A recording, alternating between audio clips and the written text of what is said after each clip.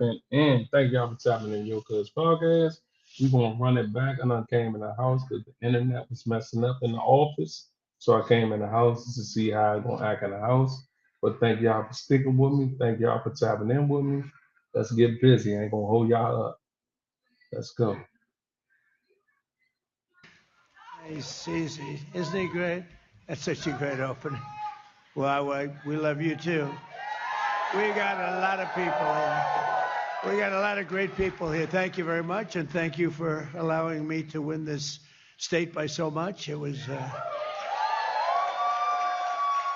I wouldn't say the competition was the toughest, but it was competition nevertheless, and we appreciate it very much. And we're going to be talking about no tax on tips. We're also talking about the fact that everybody is looking at their tax return. They're getting tremendous amounts of money back, much more than they thought. So, but it's great to be back in a place I love, Las Vegas.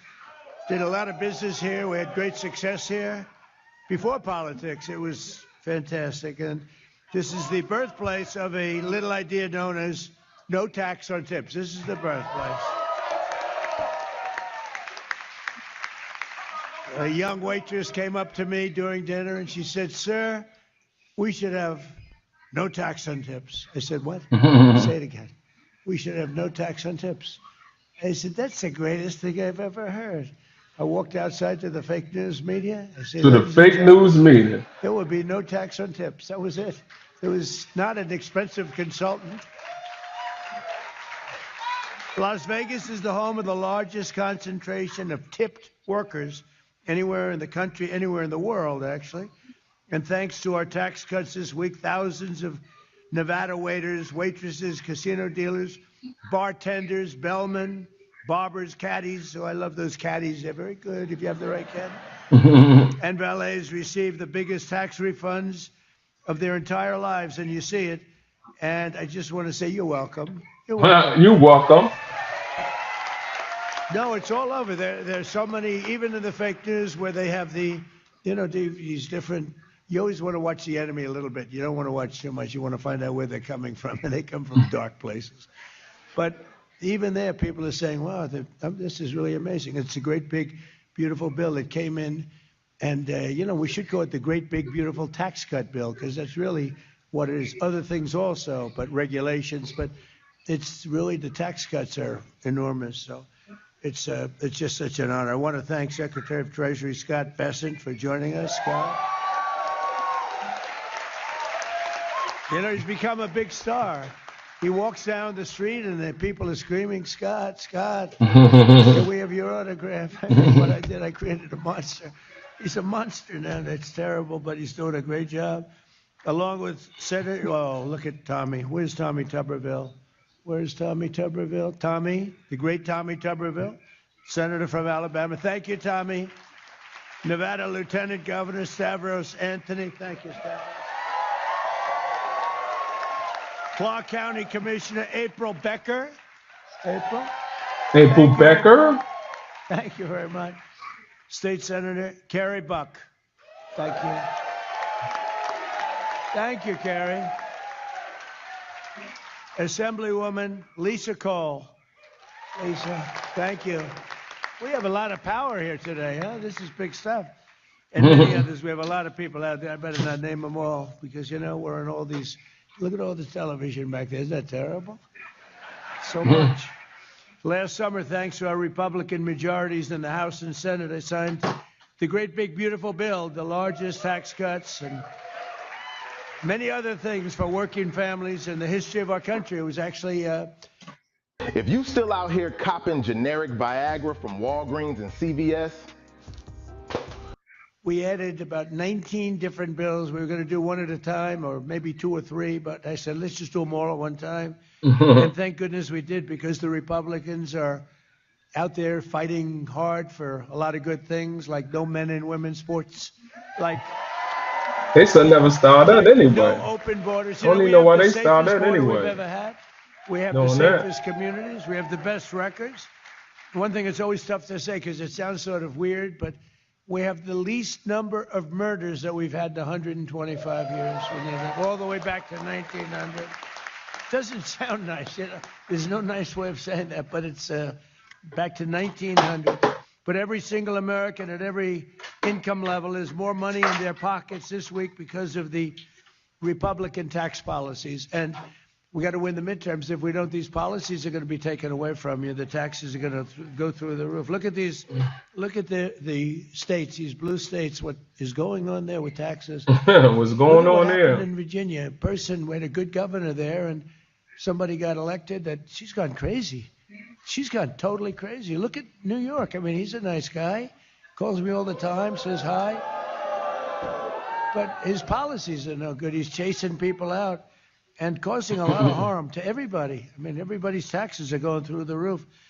After 4 long years of brutal inflation under Biden and congressional Democrats, you deserve every single penny that you're getting now because you had to suffer. You suffered. We had the highest inflation in the history of our country under Biden. Sleepy Joe. Sleepy He's the Joe. worst president we've ever had by far. Sleepy Average Joe. refund. The average refunds this season's over $4,000. And here in Las Vegas, many workers have reported refunds of $5,000, $6,000, $7,000, $8,000 or more, and they've never had anything. It's all from no tax on That's tips crazy. alone. So, and then don't forget, you have no tax on Social Security for our seniors. Wow. A lot of seniors out there. Yeah. And you have no tax on overtime. You know, this state covers them all. You have the seniors, you have the overtime, but you have no tax on overtime. You have no tax on tips, and you have no tax, think of it, Social Security. So those 3 things. And, you know, one other thing that we have that nobody talks about, but we've done a lot in the bill. If you have a small business or if you have a farm, you have no inheritance tax. You have no death tax. It's a big thing. You know, people go out and they would borrow money, especially the farmers. I mean, they go out and they leave their farm, and the farm is valuable, but not a lot of cash. They live good. They wouldn't trade That's crazy. anytime. All And they that go out land and for they, nothing. All that They land get a people be bill having, for they worth taxes for nothing. the farm. The parents leave the farm That's to the crazy. children. The children go to the bank. They borrow a lot of money. They mortgage up the farm, and they end up losing the farm. They go bankrupt.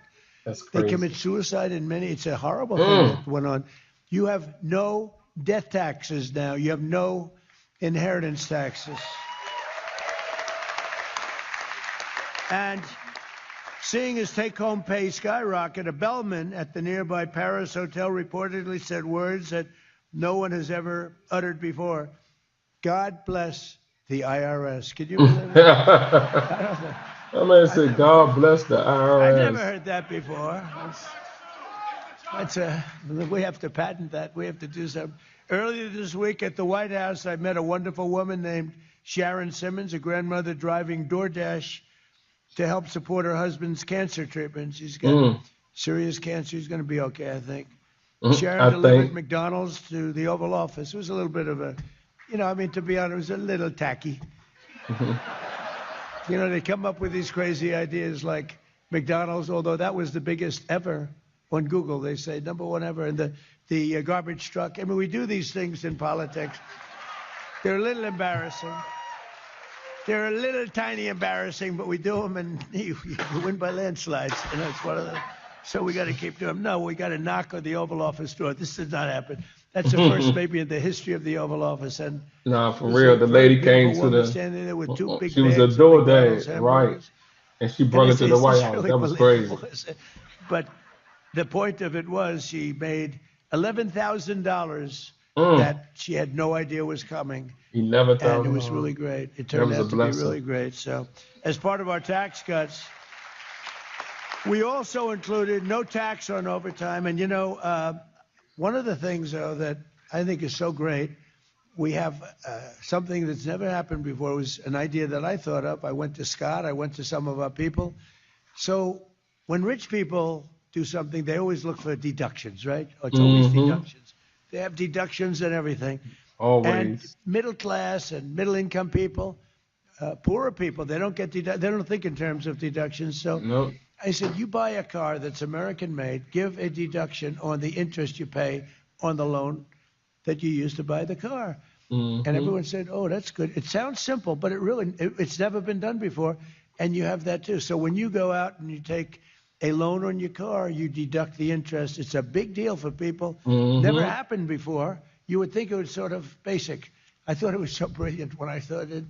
But the truth is, it never happened before. And nobody mentions it, but it's a very big factor. And it's having a huge impact on our car companies, which are expanding like never before. We're selling more cars now. A lot of it has to do with tariffs. You pay no tariffs if you come here. If you don't come here, you pay a lot of tariffs, and we're raising those tariffs very soon. Not on you, it's on people from the outside that don't build their plants here. We have now hundreds of billions. We have actually $18 trillion being invested in the United States. Damn, Because of a 18 lot of trillion. reasons, but That's a lot, because of man. tariffs. Because of tariffs. If they sell their product into our country, they have to pay tariffs. If they make that same product here, they don't. So they're coming in. I'll tell you, pharmaceutical companies are coming in at levels that nobody's ever seen. We're having our drugs made here. Our prescription drugs are being made here, which is something that's very important. So our tax cut for overtime workers have already been claimed by more than 26 million Americans, and America's finally had the president, the kind of president who believes in them. I believe in rewarding you for the great work you've done, the great job you've done, and for having to suffer for 4 years of embarrassment. Our country was an embarrassment. Our country, a year ago, our country was an embarrassment, and all over the world they laughed at us, and they don't laugh anymore. They are not laughing. They're not laughing anymore. I bet they ain't. I don't think anybody. Just ask those. I don't want to be a wise guy. I don't want to speak too soon, but we do very well. You notice that we're doing very well, and I will say the war in Iran is going along swimmingly. We can do whatever we want, and it should be ending pretty soon. It was perfect. I mean, it's perfect. It was the power we have, our military. We have the most powerful military anywhere in the world. I built it 4 years, my first 4 years. And we're still building it. We're building it. We have the best military. We have the best equipment in the world, the best rockets and anti-rockets. You know, if you look at the way we shoot, you know, we had 111 rockets shot at one of our ships. I won't name the ship, but it was a That's beauty. a lot. And out of the 111 rockets shot, all 111 rockets, and these things move at about 3,000 miles an hour. You know, it's not like, oh, gee, we have plenty of time to think about it. Every single one of them, 111, were all shot down. Think of that. Shot down. They're laying at the bottom of the sea. So needless to say, it was a ship. They talking that about they were that, shooting them at. them But damn we ship. had 101. We had 101, and then 2 days later we had 111. Every one of them was hit. That's the equipment that we have is incredible. There's never been anything like it. So in addition to no tax on Social Security, over 51 million seniors now pay. Seniors are loving me, and I love them. Of course, I'm not a senior, so I cater to the seniors, but I don't happen to be a senior myself. Thank you very much. Over 51 million seniors now pay zero federal tax on Social Security income. 51 million. And they never saw that happening. And when I went to him and I said, how much would it cost for about 50 to 60 million seniors not to pay tax? He said, sir, are you kidding? This was Scott. I said, let's do it. Go ahead. And you know what's happened? The economy is doing so well. By the way, we had to do a little journey down to Iran. And I didn't want to do that, but we had to because we can't let them have a nuclear weapon. Can't let them have a nuclear weapon. And, you know, we just hit 50,000 on the Dow. I don't know if you people know what that means. 50,000 on the Dow is unthinkable. They said at the end of his fourth year, maybe, but more likely fifth or sixth year. My fifth or sixth year. That sounds good, too. But remember, you know, the hat says 4 more years? It drives the Democrats crazy. It drives them 4 more years, 4 more years. I have to laugh at that one. They go crazy. What a bunch of lunatics they are. You know, we want to get along and we want bipartisan, but some after a while you say, these people, they're just, they don't want to pay our ICE agents. They don't want to pay our security people. They don't want to take care of our border. They want to have open borders for everybody. They want to have men playing in women's sports. Think of it, men playing in women's sports. It's got to be a 95-5. Maybe it's a 99-1 issue. And I saw a guy today on television, a Democrat that I know. He's trying to justify men playing in women's sports. He's trying to justify open borders. No, we can't let them back in. They'll destroy the country. They'll destroy our country. But millions of retirees like those here in Nevada, and it's a very important word, Nevada. Don't ever say the other way. I'm not going to say it because they'll say it. I won't say it the other way because they'll put it, he said, you lose the whole state. Yeah, I don't know. It sounds pretty good the other way, to be honest with you. Some people, but Nevada is beautiful. And seeing an average deduction over $7,500 this year, which is incredible. The great big beautiful bill is filled with tax cuts Americans are only just beginning to discover. So the tax cuts turned out to be larger than anybody thought, even us. I mean, we didn't think it was going to be as much, but people are getting much more. It's come from that. And the Democrats don't know what to do because they used to ridicule it, the great big beautiful bill. And now they're saying, don't mention the words. Just don't talk about it because it's been great. But we got to keep it. We have to win the midterms. We virtually eliminated the so-called, so many taxes. We have like 19 different taxes in all different forms that we eliminated. And we dramatically expanded a thing called school choice, which is a big deal, We made homeschool expenditures, the homeschoolers. Do we have any homeschoolers here? Right? Very good. Congratulations. Homeschool expenditures tax deductible. We created the brand new Trump accounts with Michael and Susan Dell. Trump account. The Dell family. They're great. What a great family. But he put up $6.25 billion. Namely, he did a good job in life. He's putting up more. He came to me with the idea with some of his friends. His wife is fantastic, by the way. And he said, these accounts where children will grow up, and by the time they're 18 or 20 or 21, they could have $100,000. I mean, they may be poor, they'll have $100,000. What a big difference. So I just want to thank the Dell family. It's great. Buy their computer. The Dell family. I said, how did you get so rich by doing computers? He said, well, in college, I was good at computers. I'd just sit on my bed, I'd make computers, and people would buy them, and he never stopped. Sort of an amazing story if you want to know the truth. But we have a $1,000 contribution for every newborn child. Think of that. 5 million have already been opened. It's been a... Space 44 super agents. Careful, there's no going back. No setup. Just say hello.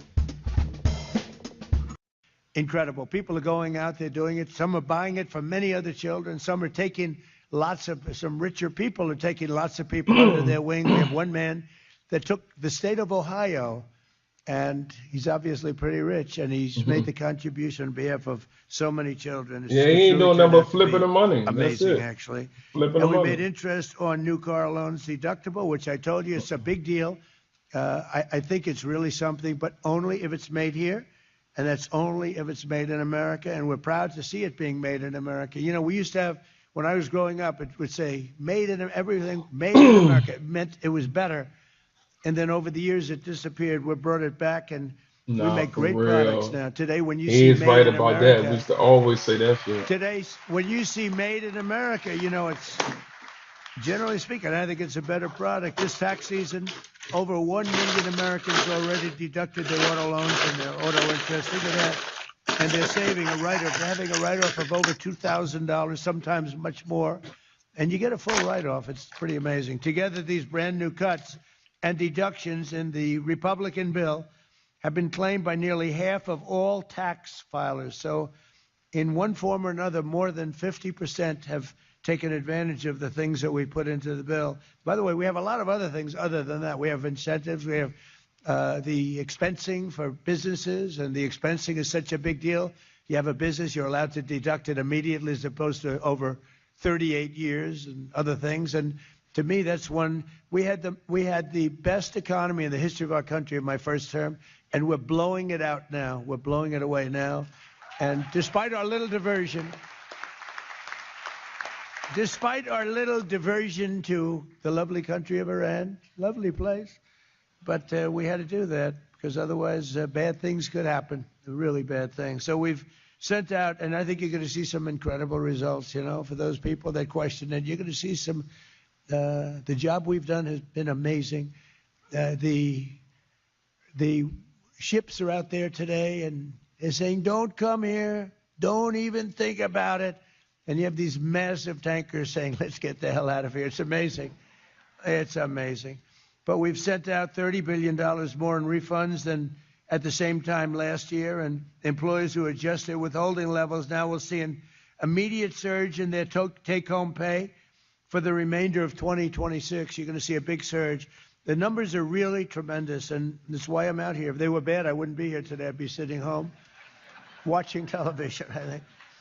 We can never forget that every single radical left Democrat in Congress voted to deny the American people these life-saving changes. They voted for tax increases. They wanted your taxes to go up. I've never seen it before. You know, all my life, I've been sort of always interested in politics. Never did it before. I decided to do it a little while ago, not too long. But I've never seen it before. It always was, I'd watch politicians for 30 years, 40 years. We will lower your taxes. We will lower your taxes. These are the only people, the Democrats now, the modern-day Democrats. We will raise your taxes. And I just don't think it's winnable. I don't know. Maybe I'm a little old-fashioned, I guess. But they voted for the largest tax hike in history. The Democrats just voted for the largest tax hike in history. Democrats in Congress caused this, you know, the inflation, the fake news gets on me. You know, I have to be very accurate when I speak because they'll say, he's exaggerated. So the real number is 48 years. That inflation's the highest in 48 years. I don't believe that. I think it's the highest in history. But they say, he said history, and they say, but I'm okay with 48 years. 48 years is long enough. What do you think? But the real number they say is 48 years. I believe it's the highest inflation, and they caused it. And they then wanted to raise your tax. So their tax raise that they wanted was more than $5 trillion, which to each person is probably about $4,000 or $5,000. And they wanted to raise your taxes. That's a lot of money. The great big beautiful bill also slashed taxes on millions of American small businesses, including restaurants, dry cleaners, corner stores. What is a corner store? I've never heard that term. I know what a corner store is, but I've never heard it described. A corner store. Who the hell wrote that, please? And more. As of today, over 12 million small business flyers have paid nearly $7,000 less in taxes. So on average, your small businesses have paid about $7,000 less. That's a lot for a small business. In large part, thanks to our cuts today, the economy is booming. Our economy is booming. You know, you don't read about it. Our You don't economy see it is so booming. much because of what's going on in Iran, which is really, you know, it's been 2 months. I mean, 2 months. You've been in other wars for 18 years, 4 years with me. I'm in there for a month. Well, he said he'd get out a month. Did you see where I did a list last week? 17 years in Vietnam and 5 years in Afghanistan and more, much more than that, and all these different places. And I said, we were in there for 2 months. And you know what? We're going to have victory very shortly. This is not...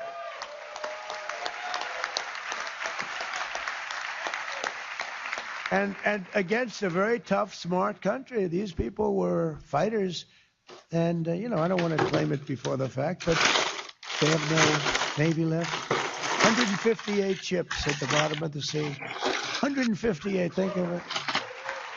158. I got angry. I said, why didn't you save them? We could have used them, you know. They could have used them. Shoot them than save them. I said, what the hell? It's only money. But It's only money. They had one named the Soleimani. You know what the Soleimani? We took him out. He was the worst, one of the worst terrorists in the history of this country, this world. They killed many of our people. Many of our people have been killed. When you see a young soldier mostly going around without legs, without arms, with their faces so badly injured, it was Soleimani that did that. The And they roadside enlarged the bombs, they nation's were just debt. terrible. He was the 39 trillion. father of the roadside bomb. We killed him. You're right And that about had that. a big impact on Iran. That had a big impact on Iran.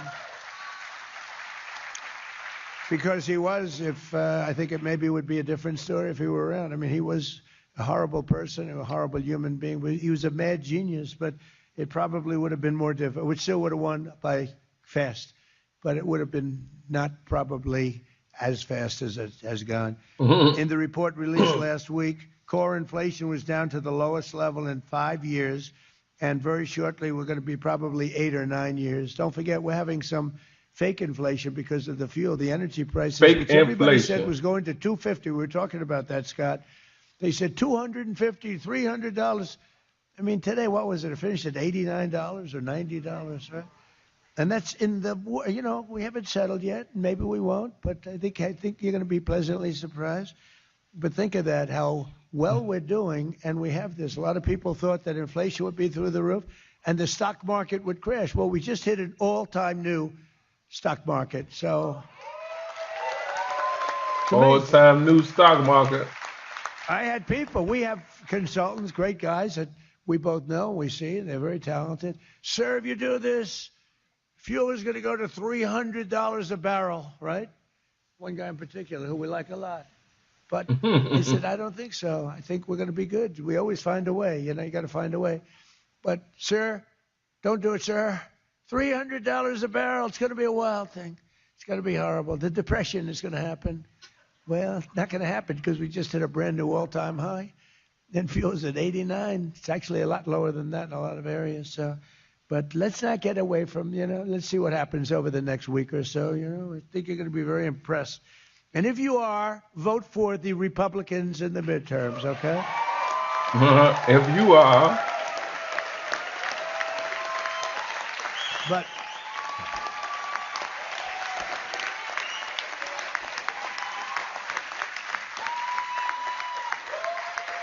But the king of Saudi Arabia, a very smart guy, invested $2 trillion. We have Qatar, we have UAE, Saudi Arabia. The king of Saudi Arabia, they invested trillions of dollars in our country. And he said to me a year and a half ago, I was with him, he said, 2 years ago, you were a dead country. Everyone thought America was finished. We were a laughingstock with a president that couldn't walk up a flight of stairs. He was so horrible. I mean, it's not even funny. It's like he was horrible. He allowed 25 million people into the country, totally unvetted and unchecked. And, that's a tough, we're still getting them out. And we had 11,888 murderers, 50% of whom murdered more than one people. Went into our country. They emptied their jails into America. But the king said, 2 years ago, you were a dead country, and now you're the hottest country anywhere in the world. Look at us. We're the hottest country in the world. So, pretty good, right? So, to talk more about these incredible things that are happening, I'm going to ask really a respected guy, a great guy, too. He's difficult. This guy. He's difficult. This guy. But he's great. And, when he speaks, the whole market gets soothed. When I speak, the market goes a little jittery. And they say, Scott, go out there, clean it up for me, Scott. But no, he's a fantastic guy. And, Scott, you're going to say a few words. And then we're going to hear from a few of the people, the Las Vegas Metropolitan Police Officer, Cruz Littlefield. Yeah, what did he say? You're going to say a few words. The co-founder and CEO of a local nonprofit called Power to Parent, Erin Phillips. A bartender and makeup artist, Erica Cassell. And a longtime culinary worker, Nicole Williams. And then we're going to hear from a few others. We're going to go pretty quickly. But, Scott, you want to say a few words, please? Thank you. Yes, sir. And thank you. And, Mr. President, it's an honor of a lifetime to be part of this administration.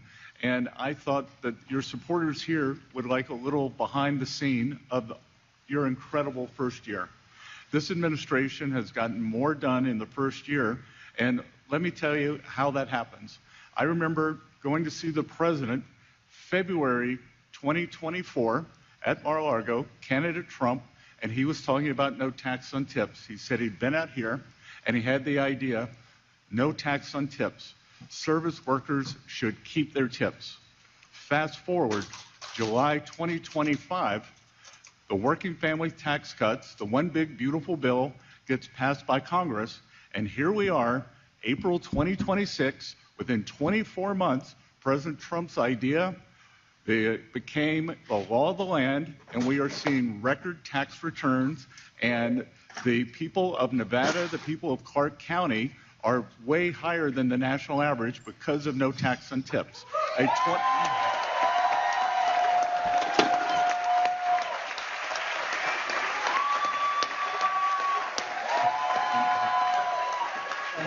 Thank you. President Trump's policies are reviving the American dream. Yesterday was tax day, and under President Trump, we are celebrating how much more money hardworking Americans will keep, not how much the government will take. Thanks to President Trump and congressional Republicans, the working family tax cuts helps every American chart their own path. Throughout this tax season, I have heard from American workers, families, diner and restaurant owners, bartenders, waiters and waitresses, and communities across the country, and it is clear that workers and families are feeling the benefits. The administration is upholding the foundational principle that hardworking Americans should be rewarded with the fruits of their labor, not punished by tax hikes. And this tax season proves it. In households across America, 53 million filers had taken advantage of at least one of the president's signature tax cuts: no tax on tips, no tax on overtime, enhanced tax relief for our great seniors, and the ability to deduct interest on new car loans if it's an American car. And this is the refunds and the tax cuts have exceeded our expectations. Here in Las Vegas, millions of hardworking Americans have benefited, and I want you all to remember, every single Democrat voted against this program.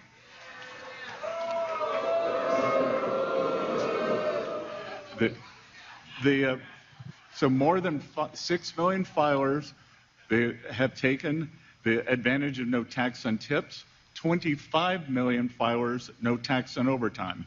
And this is what happens when policies are made for workers and not for DC.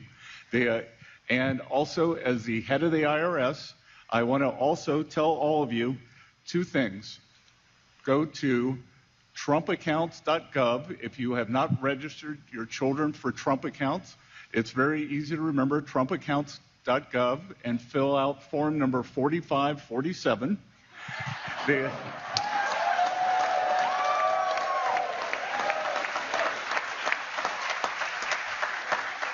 For those of you who have children born during President Trump's term, Treasury will seed that account with $1,000. For those of you with children under 18, you can add to those accounts. Great philanthropists like Michael, Susan, Dell are adding to that. And the other thing, too, is I want to remind everyone, change your withholding. If you're getting a big tax return, a big tax refund this year, it's because you didn't change your withholding last year. If you change your withholding now, you'll get an automatic raise in your real income. Your weekly, monthly income will go up right here, right now. And I just want to thank President Trump for championing this program, because I can tell you, some of the some of the more traditional Republicans on economics didn't want this to be part of the program. President Trump fought for this the whole way, and this is why we have a new, bigger Republican Party. It's because of policies like this. So thank you all. Thank you. Thank you, Scott. Before I introduce, I just want to say two things to me very important. So right now in this country, we have more people working than at any time in the history of our country. Think of that. And also, that's pretty good. And, while in Europe and a lot of other places, they're looking for oil, they're looking for gas, they want gasoline, they're having a hard time. We have a lot. So we have a lot. Right now, we have more oil production than Russia and Saudi Arabia by far. Russia and Saudi Arabia put together, if you add them up together, and by next year, it will be double that amount. So it's pretty amazing. Those two facts. More people working than ever before. Las Vegas Metropolitan Police Officer Cruz Littlefield, please. Mr. President, thank you so much and welcome to Las Vegas. My name is Cruz Littlefield. I'm a local police officer and a Las Vegas native. I have a deep appreciation for the city and have made it my calling to now protect and serve those who also call it home. With the passage of the great, big, beautiful bill, my wife and I have benefited from the elimination of taxes on overtime, allowing us to stretch every dollar in an increasingly expensive world. With less financial stress, I'm able to be a better and effective asset to my community and more present with my family. We also just welcomed our newborn baby girl a week ago, and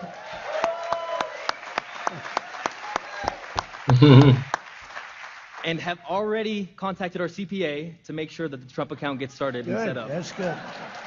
That's great. Thanks to you, we're now securing her a better financial future than we were ever given as kids. Mr. President, thank you for your time. And thank you for your continued efforts to support the American people, especially here in Las Vegas. I have family and friends. This is my brother. Oh, good. But I have family and friends in Las Vegas who are barbers, small business owners, bartenders, and first responders. And every burden lifted for them is a step towards a stronger and safer community. So thank you. That's great. Thank you, Cruz. Good job. Terrific. Good job. The co-founder and CEO of a local nonprofit doing really well called Power to Parent, Erin Phillips. I'm right here, actually. Hi. I'm Erin Phillips. It's an honor to be here as a mom and a founder of this nonprofit organization. We believe that empowered parents protect kids, and so everything we do flows out of that idea. And as a mom of 5, this is deeply personal to me. It's not just something that I talk about regularly. We've seen so many families, especially in our community, that feel outmatched by systems. And so what we do is we try to empower them to advocate for themselves through policy and really just help with their children's education in general, and any issue that is a parental rights issue. So that's what we do. And I just want to thank you for what you've done in regards to protecting women's sports. We know that, when we protect women's sports, we're really protecting the opportunities that our daughters have. And I have daughters myself, and so it's so important. And so many girls have already been hurt. So thank you for what you've done on that level. And then, it also helps them know that they're worth protecting and that they matter. And I think that's something that we haven't shown our girls prior to this. Yeah.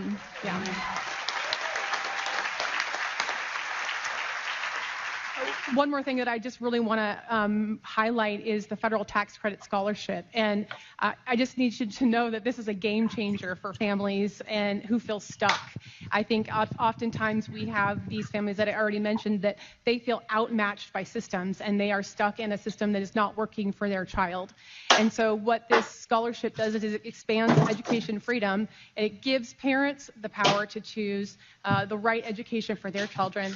And families that we serve in our community, it means hope, it means access, it means a future for their children that they otherwise wouldn't be able to afford. And we are already preparing to help families access this money here in Nevada. So thank you for that. And lastly, I just want to say that I'm grateful for your leadership because you recognize the critical role that families play. So thank you so much. Thank you very much. Great job. Thank you. Thank you, Erin. Good job. Thank you very much. Bartender and makeup artist Erica Cassell. That's the sound of an American oil company hard at work. Want to be a part of it? Listen up. Hello, my name is Adam Ferrari, and I'm the CEO. Hi, President Trump. I'm a makeup artist and a bartender here in Las Vegas. I just wanted to say thank you for all you've done for us. I know as a bartender, the no tax on tips is amazing, especially, I'm gonna start crying, guys, expecting mom. It's great for my daughter as well. The Trump account's also amazing, so thank you so much. Thank you very much. Good. Well, you enjoy it, and good luck. Good job. Thank you, guys. And a longtime culinary worker, great person, Nicole Williams. Thank you. Thank you, Nicole. Hello, Mr. President. I am a longtime bartender on the Las Vegas Strip, and I first heard the idea of no tax on tips mentioned to me by my friend Alita, who helped manage your campaign in Nevada, and she's amazing. She mentioned it to me, and I started thinking about like what an awesome idea it was, because in Nevada we have what is called a tip compliance. Not a lot of people know about that, where the IRS comes in and they say, you're going to make this amount of tips in an hour. We're going to tax you on that. Even if you don't make that amount of tips, you're going to get taxed on it. So I thought that would be an incredible opportunity to keep some more cash in my pocket. So then she reached out, and I actually spoke at an event for you for No Tax on Tips. I spoke with you the day that Robert Kennedy endorsed you for president, which was an amazing experience. So thank you for that. And so I did campaign for you, and I was like, I want to see this policy come to fruition. So when I heard about the One Big Beautiful Bill and that being included in it, it was just a reminder that it's promises made, promises kept for you. And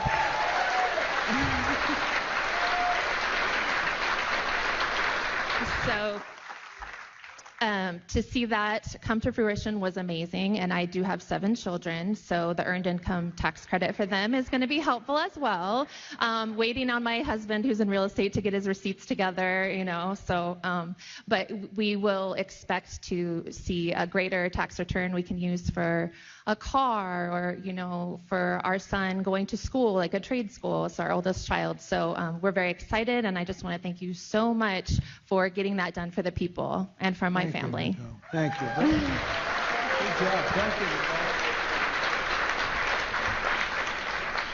you. And, just in wrapping up, a man who's been with me, I think every event I've done out here, he's your lieutenant governor, highly respect. He's really a good man. He's been to every event. Stavros Anthony. Stavros.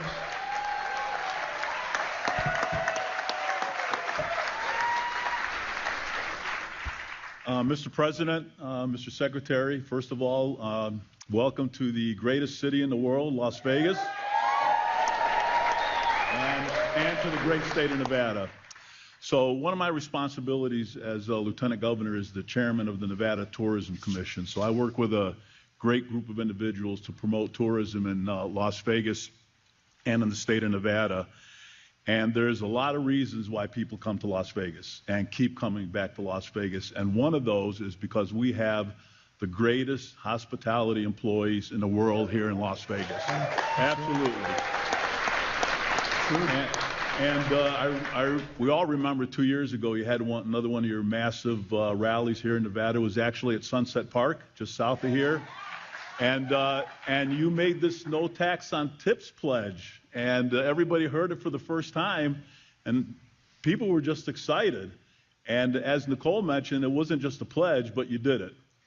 So on behalf of all the hospitality workers here in Las Vegas and Nevada, thank you for putting more money in the pockets of our families. Thank you. And just one other thing. I'm a former captain with the Las Vegas Metropolitan Police Department. I know how much overtime these police officers work and how much overtime a lot of employees work. And for you to make that pledge and come through and no taxes on overtime, again, thank you very much for putting money in the pockets of our families. God bless you all. Thank you, Stavros.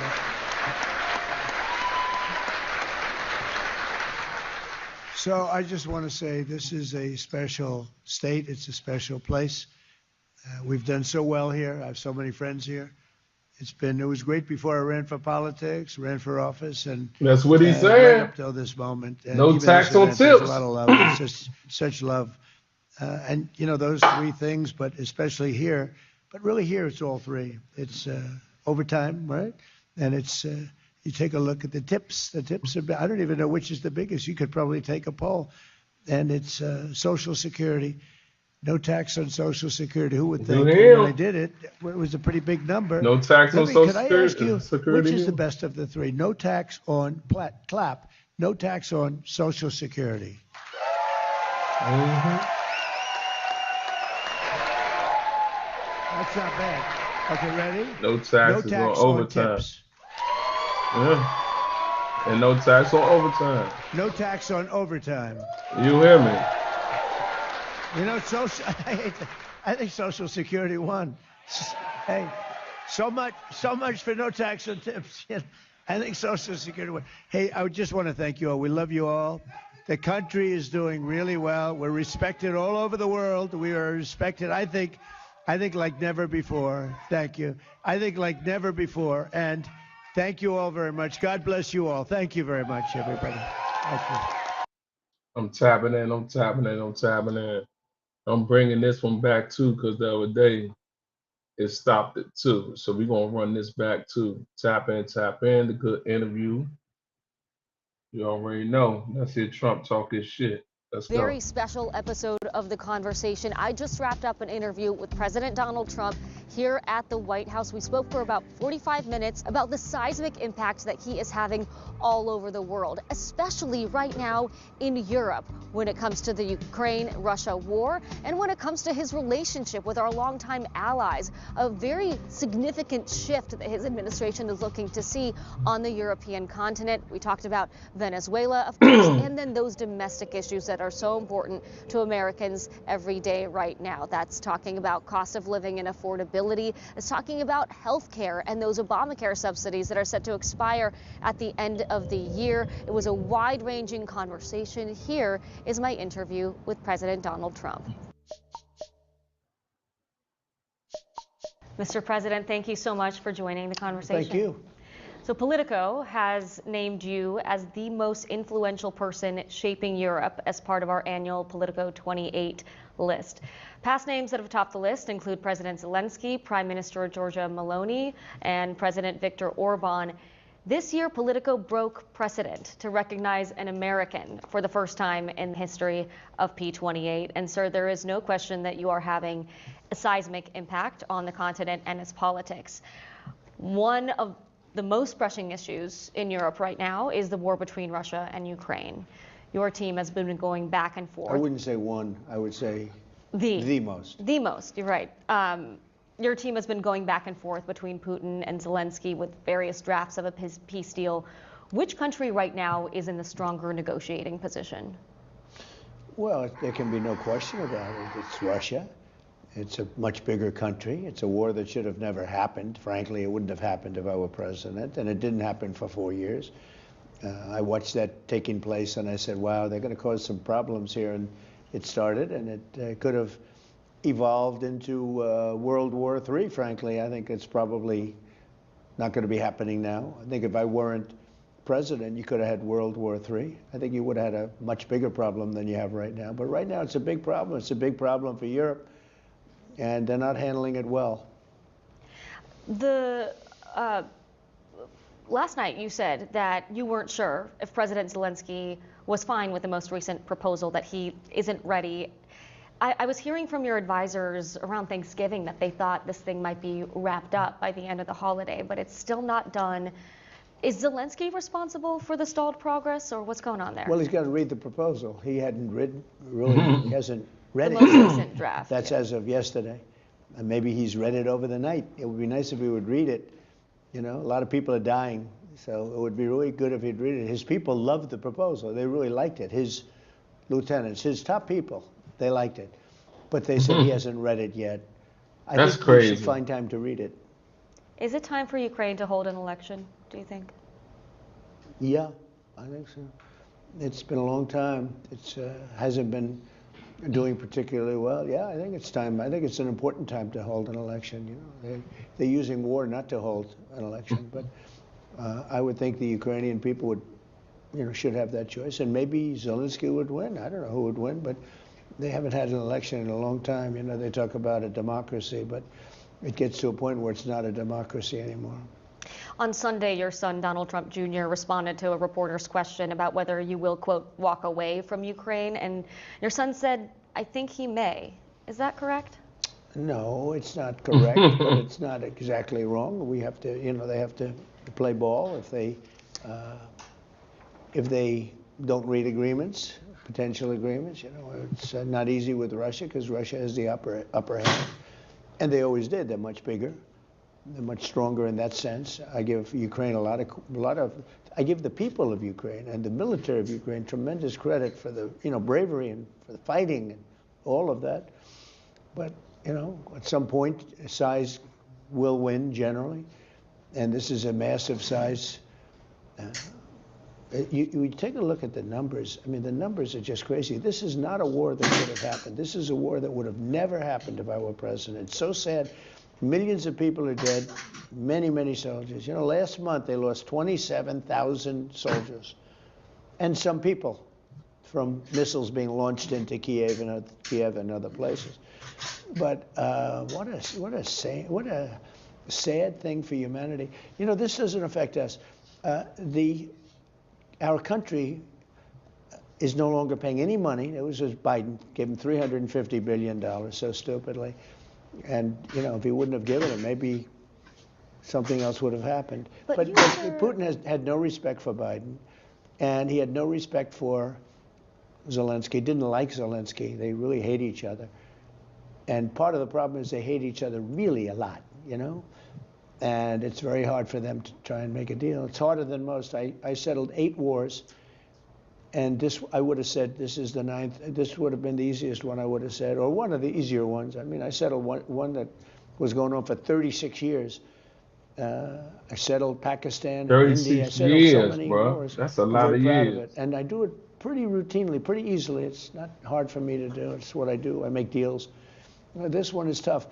One of the reasons is the level of hatred between Putin and Zelensky is tremendous. And you're right, you're not spending money, but you are spending your time and your energy on this. I want to stop saving, you know, I want to stop seeing people killed. If this deal, if Zelensky rejects this deal, like, is there a timeline? Is there a point at which you say, okay? Well, he's going to have to get on the ball and start accepting things. You know, when you're losing, because you're losing. Do you think Ukraine has lost this war? Well, they've lost territory long before I got here. They lost a whole strip of seafront, big seafront. I mean, you look at the maps. I've been here for 10 months, but you go back 10 months and take a look. They lost that whole strip. It's now a bigger strip. It's a wider strip, but they lost a lot of land, and it's very good land, too, that they lost. You certainly wouldn't say it's a victory. I could show you a chart. It's a lot of land they lost. It's a lot of land. I think you got to think of it. If our election wasn't rigged, it was a rigged election now, everyone knows it. It's going to come out over the next couple of months too, loud and clear, because we have all the information there. But if the election wasn't rigged and stolen, you wouldn't even be talking about Ukraine right now. The resounding consensus in Europe right now is that they want to keep supporting Ukraine until they can win this war. Until they drop, yeah. Well, is that realistic in your view? I mean, look, then they should support it. Europe I'm friendly with all of them. I mean, I like all of them. I have no real enemy. I've had a couple that I didn't like over the years. I actually like the current crew. I like them a lot. But and I know them very well. I know them really well. Some are friends, some are okay. I know the good leaders, I know the bad leaders, I know the smart ones, I know the stupid ones. You got some real stupid ones too. But they're not doing a good job. Europe is not doing a good job in many ways. They're not doing a good job. I want to ask you you talk about too that. much, and they're not producing. We're talking about Ukraine.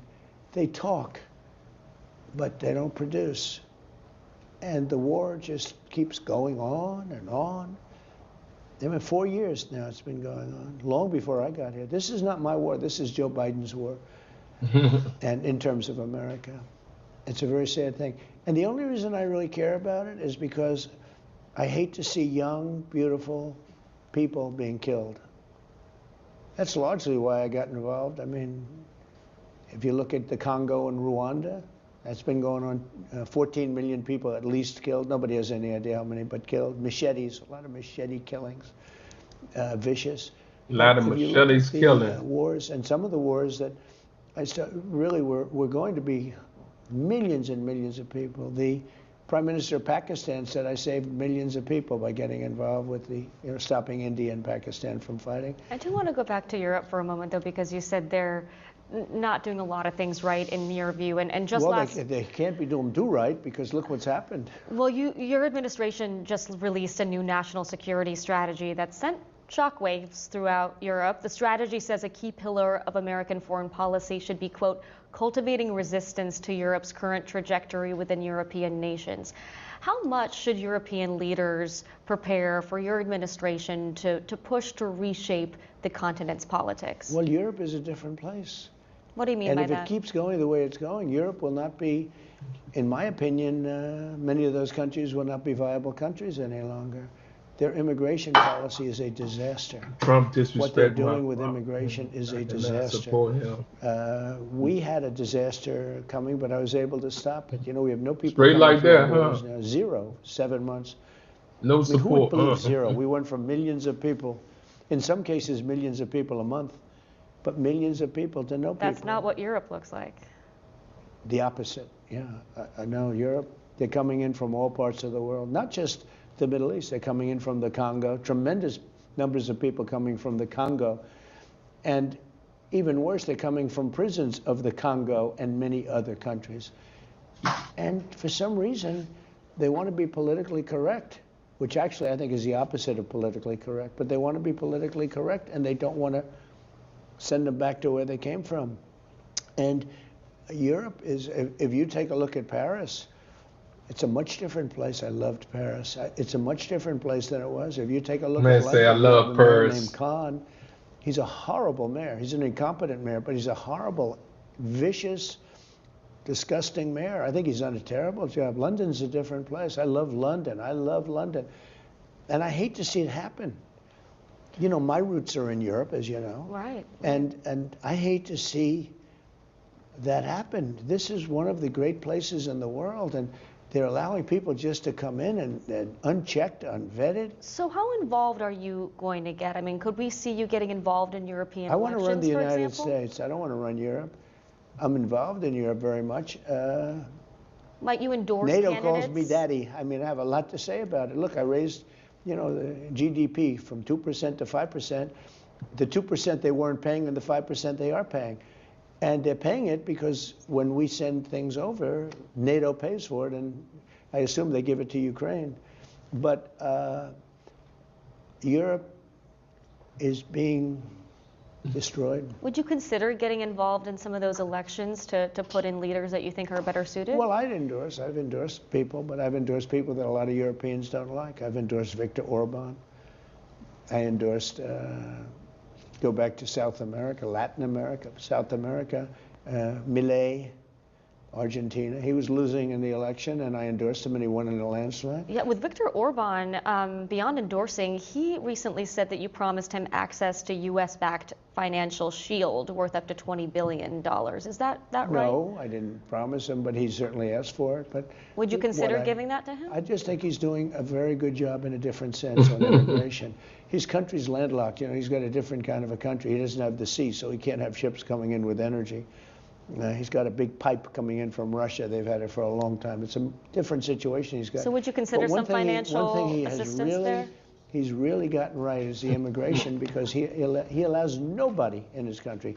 And Poland has done a very good job in that respect too. But most European nations, they're decaying.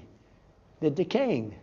You can imagine some leaders in Europe are a little freaked out by what your posture is, and European. No, they should be freaked out by what they're doing to their countries. They're destroying their countries. Well, European Council and President. they're people I like. Look, they're people I like. I get along with them. You know that. But they can't let this happen, and it gets to a point where you can't really correct it.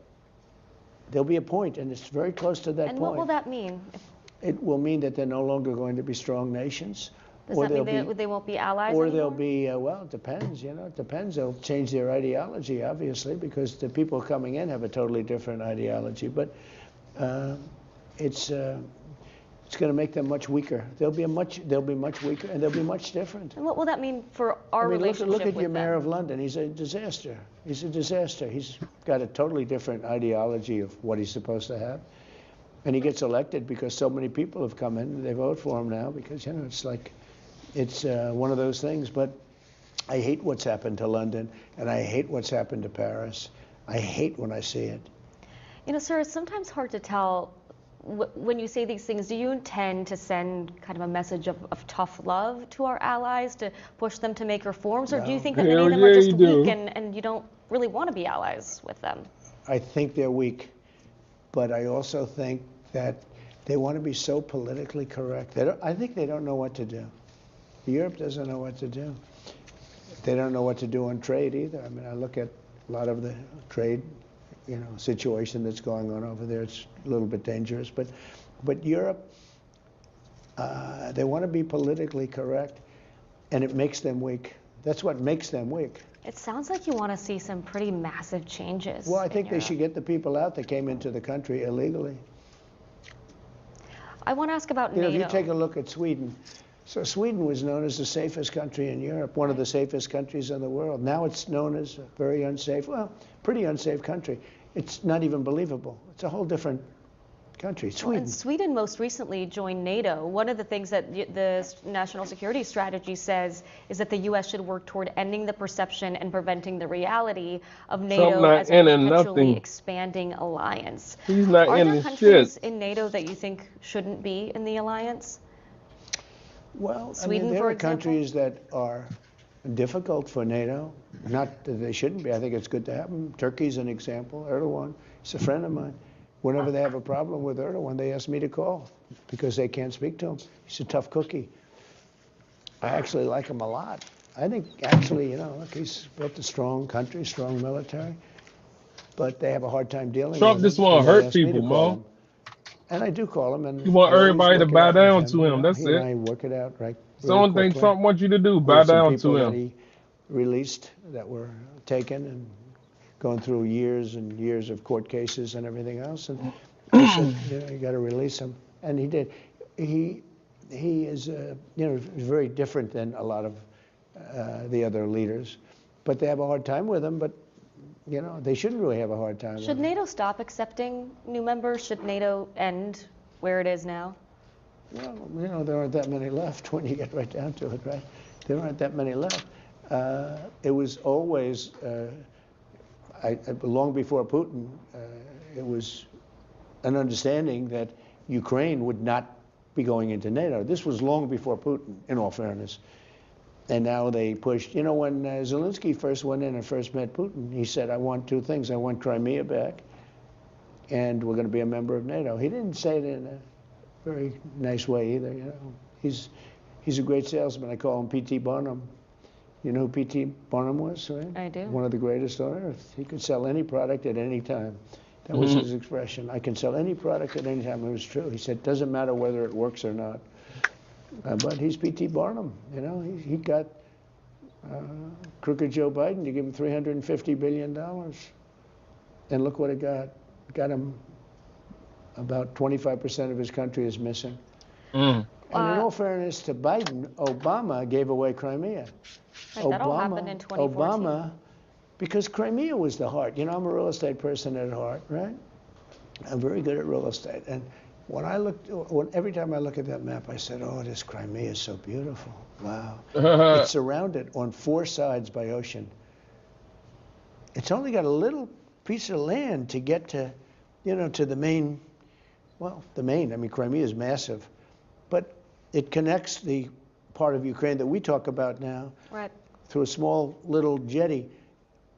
It's four sides of ocean in the warmest part. It's got the best weather, best everything. And I know you are Ukrainian, and you know Ukraine very well. And Obama forced them to give up Crimea. That was I remember when it happened, but I wasn't involved like I am now. To the knowledge that I have now, I have great knowledge of Ukraine now. I have great knowledge of. I got great knowledge. Began back in 2014. People forget, long before the invasion of a few years ago. Well, when this conflict really began, though, it was simmering for years. But when Obama gave up Crimea, that was a big thing. I do want to ask. Do you agree with that? That was a big piece to give up. You are of Ukrainian descent. That was a major. I remember, when I first moved to the United States, a lot of people didn't know what Ukraine even was, and it was in 2014 that people suddenly started to realize how significant geopolitically that area really is. I just say, from the standpoint of beauty, weather, everything, Crimea is the warmest. It's just got such great potential. And Obama forced them. Obama did this. This is not Biden. Well, maybe he was involved, but I doubt it. He probably Welcome didn't know to too the much show, then. champ. He was never the brightest bulb. But, you know, Obama gave away. He made them give it away. Well, I do think your approach to Europe is so different than any of your predecessors. And I just want to see a strong Europe. And this national security strategy, I mean, says a lot about the changes that you want. No, but you have to understand. Here's my approach to Europe. I want to see a strong Europe. When they allow millions of people to pour into their countries, many of these people are committing tremendous crimes. And again, look at Sweden. I'm not knocking Sweden. I love Sweden. I love the people of Sweden. But they go from a crime-free country to a country that has a lot of crime now. Look at Germany. Germany was crime-free, and Angela made two big mistakes: immigration and energy. But those two are beauties. Well, one country that is pleased with the change in strategy from the United States is Russia. A Kremlin spokesperson called the strategy document a, quote, positive step, and said the adjustments they're seeing are, quote, largely consistent with Moscow's vision.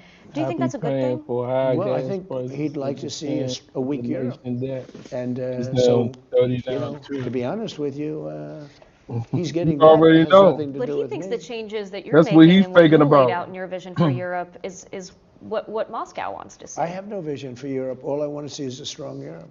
Look, I have a vision for the United States, America first. It's make America great again. I do explain to Europe because I think, you know, I'm supposed to be a very smart person. I have eyes. I have ears. I have knowledge. I have vast knowledge. I see what's happening. I get reports that you will never see. And I think it's horrible what's happening to Europe. I think it's endangering Europe as we know it.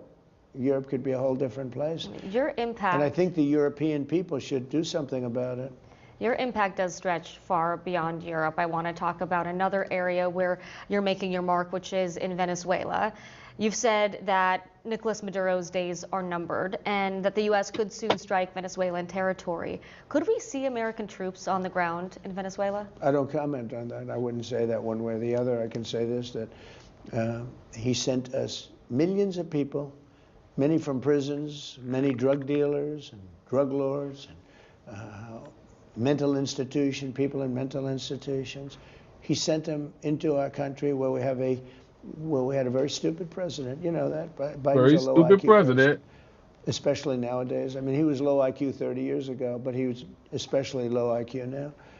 And what he did to our country is not good. Tren de Aragua, the gangs, one of the meanest gangs in the world. You've locked down the border now. No, he sent a lot of these people. He also sends in a lot of drugs. So we'll see how it all works out. So But do you I want can't talk about So strategy. how far would you go to take Maduro out of office? I don't want to say that, but But you want to see him out? his days are numbered. Damn. Can you rule out an American ground invasion? I don't want to rule in or out. I don't talk about it. Why would I talk to you, an extremely unfriendly publication, if you want to call it Politico, that got $8 million from Obama to keep it afloat? Why would I do that? Why would I talk about that to Politico? I mean, I'm doing this because you picked me as a man Well, for I'm Europe, and I asking thought it was, for I thought it was appropriate. transparency for their American people because a lot of folks are. Transparency. Well, people are I'll tell wondering you, I am what the is. most transparent politician maybe in the world. A lot of okay? folks are wondering what our goals are in Sure, Venezuela. but I don't want to talk to you about military strategy. Well, may I ask then, what is your goal in Venezuela? What do you want to see with the actions that you're taking? Well, one goal is I want the people of Venezuela to be treated well. I want the people of Venezuela, many of whom live in the United States, to be respected.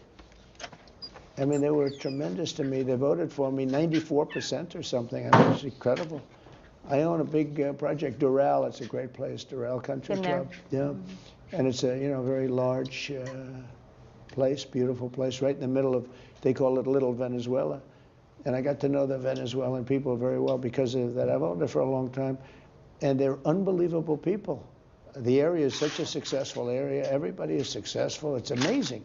They say if a house is for sale for more than 3 days, there's something wrong. I mean, a house, if somebody wants to sell the house, they sell it in just a matter of moments. People love the area, and I got to know the people well. They're incredible people, and they were treated horribly by Maduro. And are those the kind of immigrants that you do want to see in America? Well, they certainly contribute. Yeah, I want to see people. Yeah, I want to see people that contribute. I don't want to see Somalia.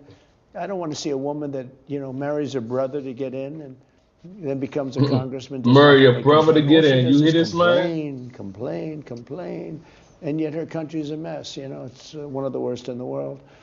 Let her go back, fix up her own country. Somalia, yeah, and I was right about it. I started complaining about Somalia long before the scandal. The horrible things they're doing to Minnesota, it's incredible. They have an incompetent governor there, too. The Democrats are running some bad ships. Speaking of ships, I do want to talk about the boat strikes. The defense secretary, should he testify, Pete Hegseth, under oath before Congress about that controversial second strike on the alleged drug boat on I don't care if he 2nd? does. He can if he wants. I don't care. Do you think he should? I don't care. I would say do it if you want. He's doing a great job. Have you watched the He video? was stopping. Say do it if you want. Everything. If you I want, watch he do everything. I see a lot of things. And do you believe that it's that not second pretty, strike but- was necessary? Well, it looked like they were trying to turn back over the boat, but I don't get involved in that. That's up to them. The admiral that did that is a highly respected, as you know, a highly respected man. And we save 25,000 people every time we knock out a boat. On average, they kill 25,000 Americans. So it's a lot of people. I don't like doing that, but the drugs coming in through the sea are down by 92%. And I'm trying to figure out the 8%. Who are they?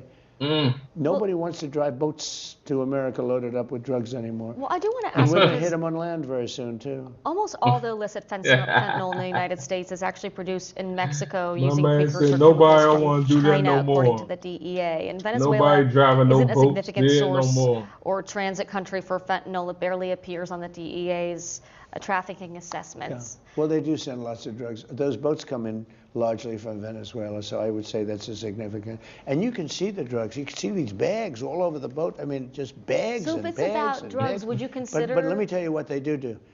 They send really, really bad people into our country. And they've done it better than anybody That man else. said, They emptied their you should see prisons these into our boats. country, They got and these bags prisons are everywhere. seriously tough. They entered, all of their prisons have been emptied into the United States of America. Murderers, 11,888 So is murderers. this about making sure Oh, wait a Maduro minute. sees justice then? 11,888 murderers were entered into our country. And Stupid Joe took all those people, and now we're getting them out. We're finding them. We found a lot of them, and we're getting them out, or we're putting them in jail. Some are so dangerous and so bad that we don't want to put them back to their country because they'll find a way to get back in. But these are stone-cold murderers. But every time we knock out a boat, we save 25,000 American lives. So would you consider doing something similar with Mexico and Colombia that are even more responsible for fentanyl trafficking Yeah, I into would. the U.S.? Sure, I would. You pardoned former Honduran President Juan Orlando Hernandez and let him out of prison, even though he was convicted in a massive international drug trafficking scheme. How is that zero tolerance on drug trafficking? Well, I don't know him, and I know very little about him, other than people said it was like a Obama-Biden type setup where he was set up. He was the president of the country. The country deals in drugs like probably you could say that about every country. And because he was the president, they gave him like 45 years in prison. And there are many people fighting for Honduras, very good people that I know, and they think he was treated horribly, and they asked me to do it, and I said, I'll do it. Do you think that could send the wrong 45 message years. to No, drug I don't dealers? think so. Look, I think, when you weaponize government, they've weaponized their government just like they did over here. I'm one of the people that survived, but they weaponized the government. We had the most weaponized government. Our election was rigged. They went after me. I was impeached twice. I was indicted. They indicted me. I came out good. Here we are in the White House. Things are looking nice, but they were vicious, and they are vicious. They're sick people. We've talked a lot about foreign policy. You've spent a ton of your first year focused on those conflicts around the world, and that has led to some concerns, even from your own supporters, that there hasn't been enough focus on some of the issues here at home. I know that this week you're going back out on the trail, giving me flashbacks of covering your rallies here. You're hitting the road to talk about the economy. I wonder, sir, what grade would you give your economy right now? Before I answer that, let me just tell you something. Let me I've just tell you watched something. Stupid people like Marjorie Trader Green, or some people call her Taylor Green, some people call her Taylor Brown, because green sometimes turns to brown, which isn't nice. But I've watched her say that he spends too much time on foreign. Well, by doing that, and first of all, it doesn't take a lot of time. I made one trip. I brought back trillions of dollars on that one trip. I stopped in Japan. I stopped in South Korea. I met with President Xi and ended You what went to could the have been a Middle big East. I was on problem. that trip with you. Went to the Middle East. I brought back $3 trillion from the Middle East. I sold many Boeing airplanes on that trip, like 300. It's a lot. When I go on a trip, I only have one place in mind. It's the United States. So when people with low IQs like Marjorie Taylor Greene, she's a low IQ person.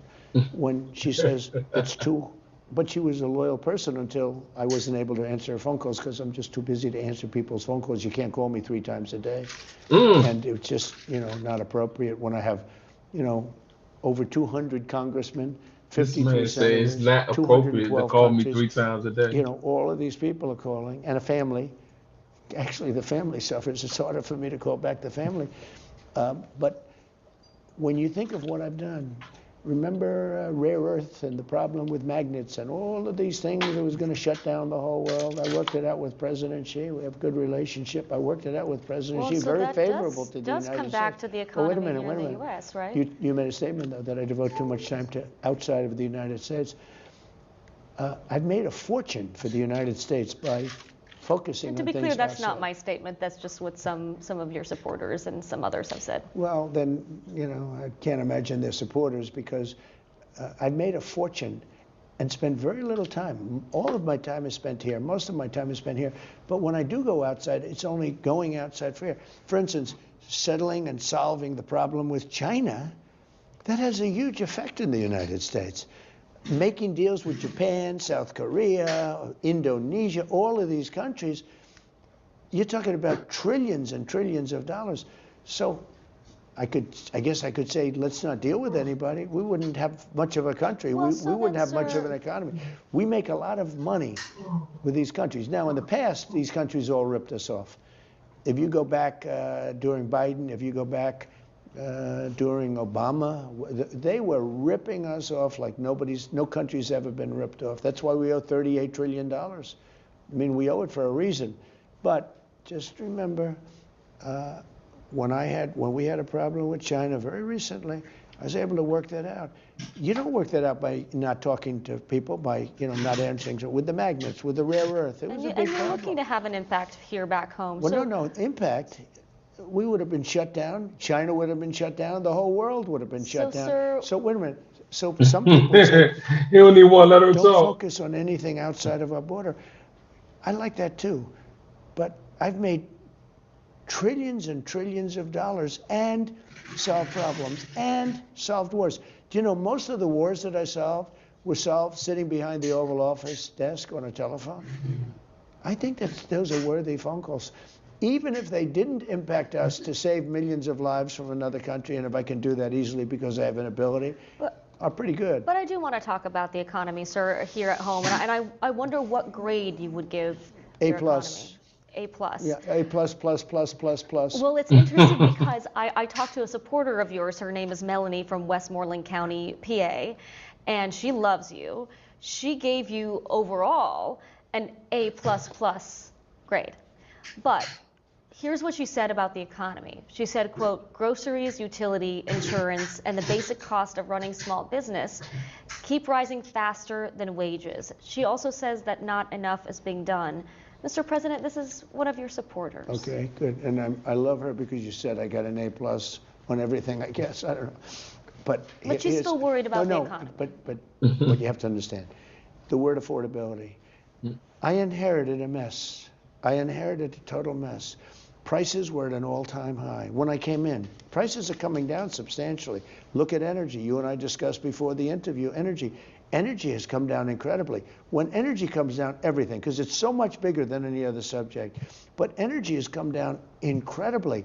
Prices are all coming down. It's been 10 months. It's amazing what we've done.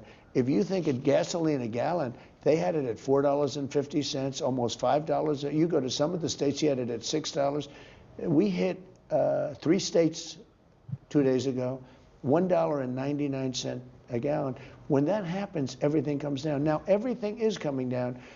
With beef, I've just opened that up where beef is going to start coming down pretty substantially. Would you consider more carve-outs on other goods that Americans find too expensive? Well, some carve-outs, you mean from tariffs? From tariffs, yeah, like coffee, like bananas. Sure, and I've done that beef. already with coffee. They're very small carve-outs. It's not a big deal. But let me tell you about the real economy. We've got $18 trillion coming into our country. Biden had less than $1 trillion for 4 years, and he was heading south. Our country was falling apart. 18 trillion because of tariffs. $18 trillion is coming into our country. I think because of tariffs and November 5th election, if you want to know the truth. But so would you rule out reducing tariffs on any more goods? on some, and on some I'll increase tariffs. Because you know what happens is because of tariffs, all of the car companies are coming back. You know, we lost 58% of the automobile business. We had a monopoly on the world. We had everything. And because we had presidents that either weren't smart or didn't have business sense or their people didn't do a good job, they could have kept that. We could have kept the chip market. We had 100% of the chip market, Intel, all of these. 100%. You know, here's the thing. They came in to see me, Intel. They needed something to be done by the government. I said, I'm going to do it, but I think you have to give us 10% of your company. You know what happened? We made $40 billion on that deal. The price went through the roof. In the United States, in about 10 minutes, I made $40 billion. Nobody talks about that. I want to ask about interest rates because a lot of Americans agree with you that they're too high. You're going to pick a new Fed chair soon. Is it a litmus test that the new chair lower interest rates immediately? Yes. Well, this guy too should too, but I think he's a combination of not a smart person and doesn't like Trump. But So the you've reason he spoken doesn't with your like potential. Trump, well, the reason he doesn't like Trump is because I hit him hard because he's doing a bad job. And So you've talked to your potential we're candidates. fighting through interest rates. Look, he's a negative, but this He's a country is doing negative. so well. Again, we have $18 trillion being Made it invested. for Car English. companies are moving back that left us years Yeah, ago. comment. AI is coming in at levels never seen before. Factories are opening up all over the country. $18 trillion of Trump, investment no in way. the United No States. push. Again, with Biden, we would have lost $10 trillion, okay? 18, that's a record. Made it first. You know what's the No second queen. record? China. Nope. China had $2 trillion. That's No a lot, way. $2 trillion. We have $18 trillion. Every and that black woman ultimately, you know thinks what it she's a reduces queen. itself to? Jobs. Supposed to. You can have jobs like you've never seen in the United States. Before I let you And go. by the way, and prices are coming down. Just to talk about affordability, the Democrats love to say affordability, but then they never talk about it. They're the ones that gave us the high prices. I'm the one that's bringing them Well, down. one of the biggest issues on affordability right now is health care, and Obamacare subsidies are set to expire in a couple of weeks, which will lead to higher prices for millions of Americans. I do wonder, Mr. President. But you said the word, Obamacare. Obamacare Correct. was conceived by Barack Hussein Obama, who knew nothing about health But care. we're in the situation we're in now where those subsidies will expire. So I wonder, is letting those subsidies expire acceptable to you? And should Americans... What I want on health care is very simple. Obamacare was set up for insurance companies to become rich, okay? That was why they, in my opinion, I think the Democrats did it for that reason. Do you know that insurance company stocks have gone up 16, 17, 1,800% over a short period of time? They've been paid trillions, not billions, trillions of dollars. And what I'm saying is very simple. I don't want to pay them anything. No money for the Jump insurance right companies. again Sorry, fellas, I and know them again all. and again. No money for the insurance companies. I want to pay the money directly to the people and let the people Well, get their own Congress health care. hasn't put that But on you the know who's floor fighting me yet. on that? The Who? Democrats. But in the meantime, I mean, 2 weeks, Mr. President, people will see those premiums go up. So will you tell Congress to extend those Obamacare subsidies while you I work don't out know. another I'm going to deal? have to say, I'd like to get better health care. I'd like to have people buy their own health care, get much better health What's care. up, Tammy And, Flowers? what I want to do, Welcome to the I show. want to give the money to the people, not to the So insurance right now, companies. people are buying their holiday presents. They're planning Look, for... don't be dramatic. No. Don't be. They're planning their Here's what I budgets for want to do. next year, Here's what I Mr. want. I President. know. And what I want to do is help them. So will I their wanna premiums give- go up? I'm giving them money. I want to give the Oh, money to giving the them money. people to buy their own health care. That's a good thing, not a bad thing. The Democrats don't want to do that. They want the insurance companies to continue to make a fortune. The Democrats are owned by the insurance companies. They want the insurance companies to get this trillions of dollars. We spend trillions of dollars goes to the insurance companies. I want that money to go to the people and let the people go out and buy their own health care. It works like magic. But you know who doesn't want it? The Democrats, because they're corrupt people, because they're totally owned and bought by the insurance companies. So at this point, most likely premiums will go up, and you will find another well, plan? your premiums could go down if you did what I want to do. I want to give the money. Sir. Ready? I want to give. I want to said, give ready? people better health insurance for less money. The people will get the money, and they're going to buy the health insurance that they want. I want to talk about one last really important issue. You know that works really well, right? And you know the Democrats don't want to do it because they want the insurance companies to make all the money. Immigration, sir, critical to your agenda. I want to ask about what the Pope has said, which is he has called your immigration actions inhumane. Do you take that seriously from the Pope? I haven't seen that. I mean, maybe he has. I mean, he also didn't like the wall. You know, they didn't like the wall. The wall Do you turned plan out to be meet great. or You know, I speak with built him? the wall that stopped people from flooding, and I didn't put up the wall. I built the wall. The wall. Nobody talks about that. You know, it's interesting. 2 years ago, a year ago, under Biden, this country was out of control. Millions of people pouring through, totally unchecked, totally unvetted. And now we have nobody coming in. We have them coming in only legally. They have to go through a legal process. Nobody ever talks about that anymore. They should talk about that. But I haven't heard any statements from the Pope. I'm sure he's a lovely man. His brother's a lovely man. I'm sure His he's a brother- lovely man. You know, his brother is Sirius MAGA, lives in Florida. He's So like, will you meet with the other brother, with the Pope? I already met with the brother. He But came with the Pope, will you meet with Sure, him or I speak with him? Why not? One more question on immigration. Sure, the why Supreme not? Court is going to hear a case that could redefine who is here legally in the United States. I'm talking about the birthright citizenship case. If the court sides with you and ends birthright citizenship, are you going to try to take away citizenship from people who already have it? I honestly haven't thought of that, but I will tell you this. The case is very interesting because that case was meant for the babies of slaves. And if you look at the dates on the Babies case, it of was slaves. exactly having to do with the Civil War. That case was not meant for some rich person coming from another country, putting a foot in our country, and all of a sudden their whole family becomes, United States citizens. That case is all about slaves, the babies of slaves, and it was a That's good reason for crazy. doing it, and that's all it was about. And people now are understanding it. It's been explained to them, and I think the court understands it too. That would be a devastating decision if we lose that case. That court, you've put Because three- our country cannot afford to house tens of millions of people that came in through birthright citizenship. When that happened, that was meant for the babies of slaves. And if you look at the exact dates that it was passed, it all had to do with the Civil War and the ending of the Civil War.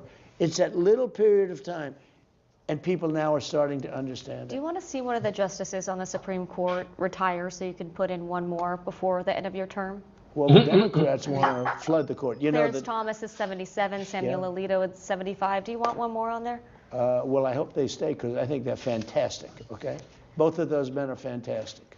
Before I let you go, I want to ask, I will say this: the Democrats want to pack the court. They want to have 21 justices. That would be a terrible thing for this country. the future of the Republican Party. Like, I watched you on all of your campaigns pull together, especially in this last one, an unprecedented coalition to win the presidency. You brought in so many new voters to the Republican Party. You chipped away at some of the core bases of the did a whole Democratic lot, Party. though, I ain't lying. Is there anyone else in the He GOP that can energize the coalition the way you did? I hope so. I don't know. You never know until they're tested. You know, it's like you jump in the water, you can swim or you can't. Some people can swim and some people can't. You never know. You have to see. I think we have a very good bench, I must tell. We have a lot of good people. We have a great cabinet. I have a really great cabinet. Better than my first cabinet. I had some very good people in my first cabinet, but this cabinet, you know, I have much more experience. When I first came to Washington, it was interesting. I didn't know anything about any of the people. I was a very successful guy from New York City, real estate. and other things. I mean, I had a great show and a lot of things, but basically real estate. And by the way, I'm fixing up the White House, making it beautiful. I'm doing a great ballroom that they've tried to do for 150 years and all of that stuff. But you never know. Your question's such an interesting question. You never really know until they get tested. I hope so. Mr. President, thank you so much for joining the conversation. Really appreciate your time. Thank you very much. Thank you. Appreciate it. Thank you, sir. I'm tapping in. Y'all already know, man. We got another banger. Let's keep it moving. Thank y'all for tapping in.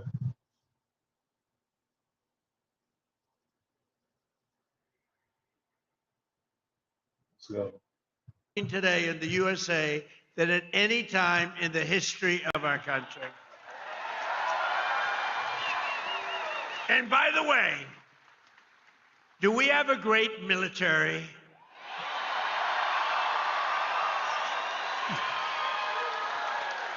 The best. Better than any military in the world by far. I didn't know that we're going to have to be showing it off so much, to be honest with you. I built it. In my first term, we built this military, and I didn't know that we'd have to use it quite as much as we're using it, but we're using it well, and there's no better military. There's nobody even close, so we're very proud of it.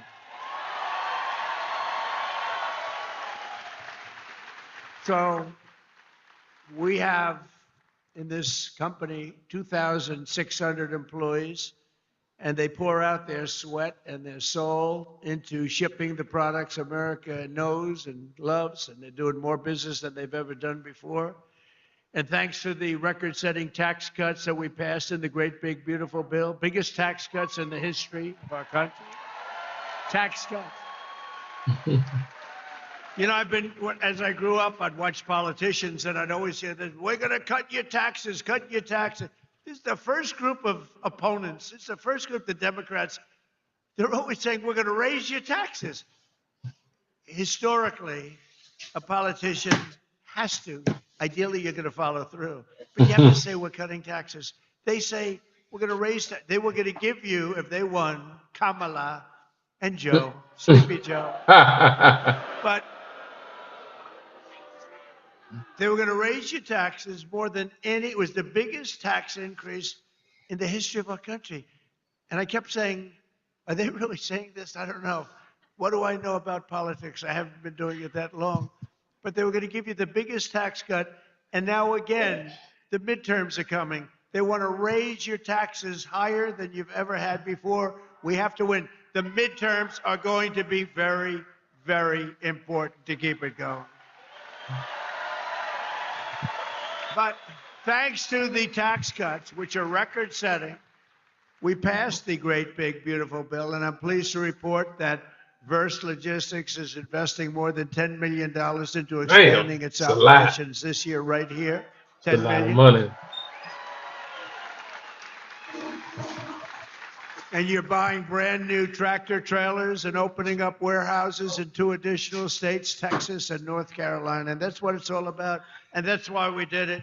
And with the help of our tax cuts, all of those trucks and warehouses and equipment purchases, everything that we're doing, and everything that you see in this country that's being built, you get what's called expensing, meaning a deduction in the first year. 1 year, it's the bit. Now, to a lot of people, that doesn't mean. To me, it means something else. It means jobs.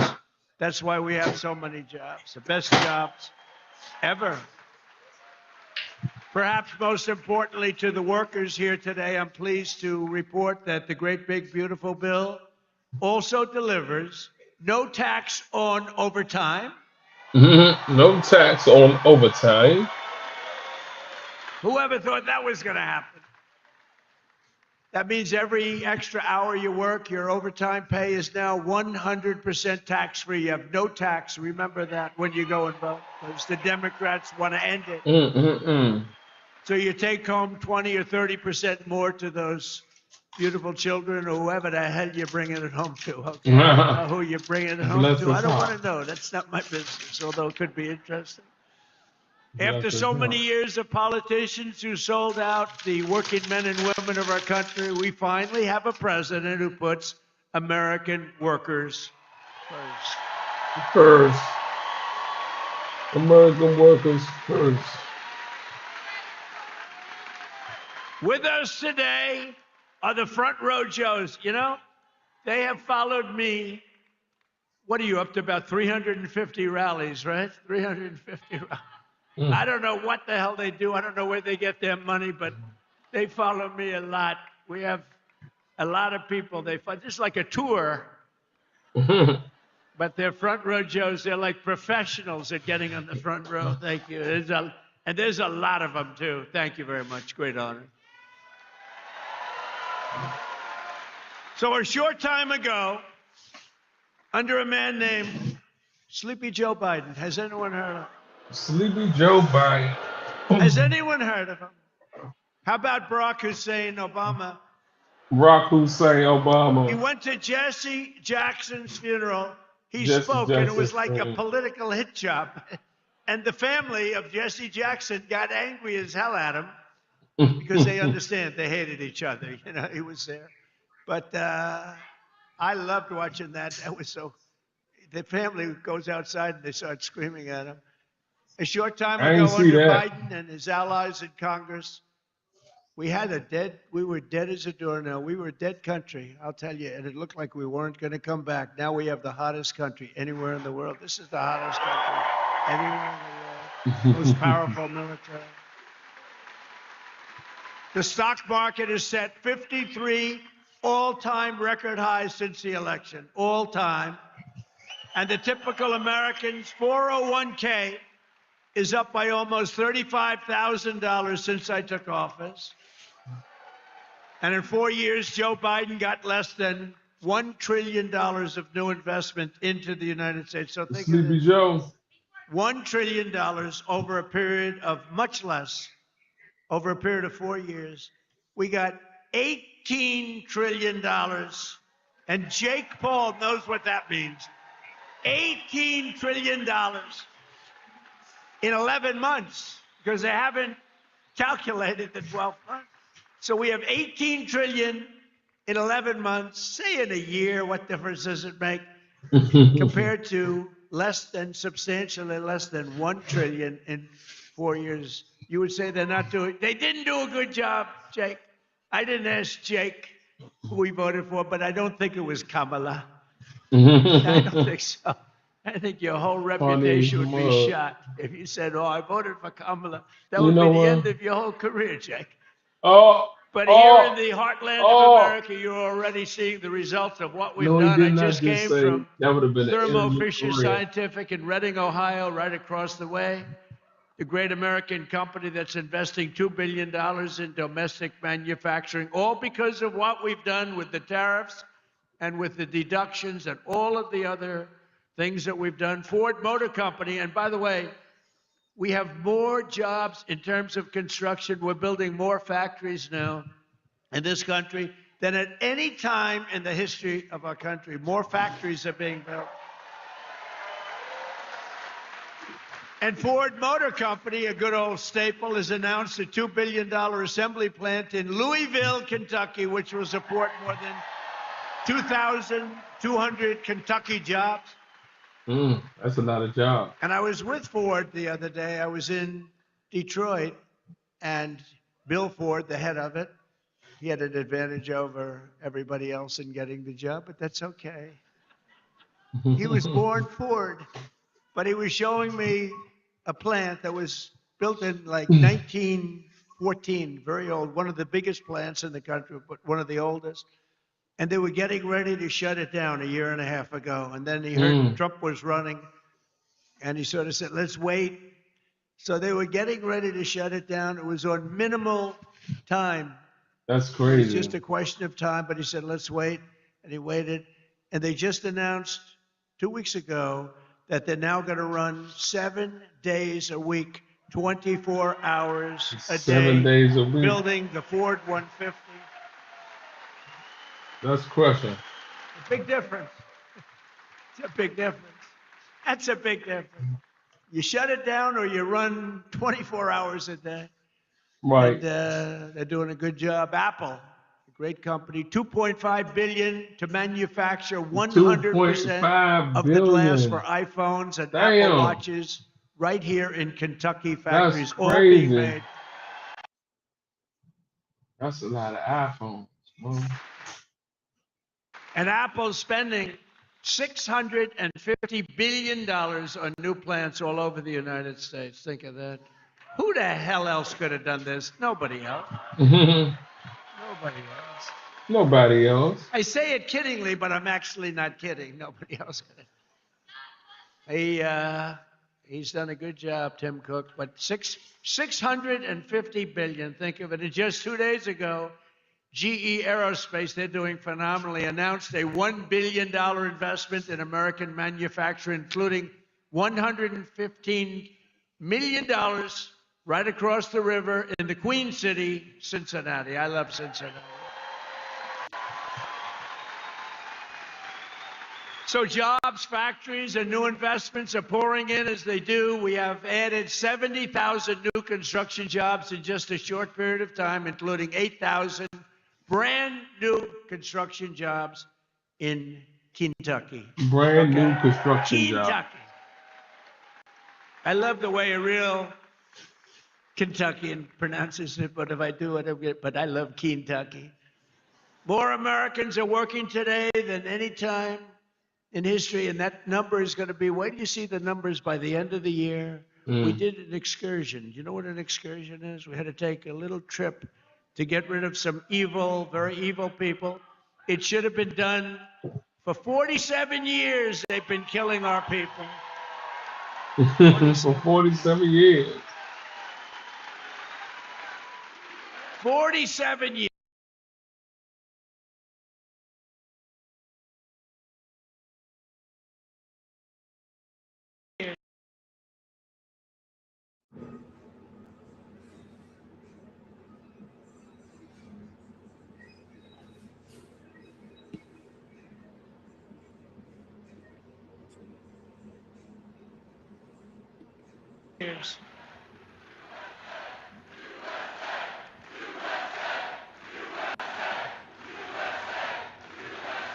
And I can only say this.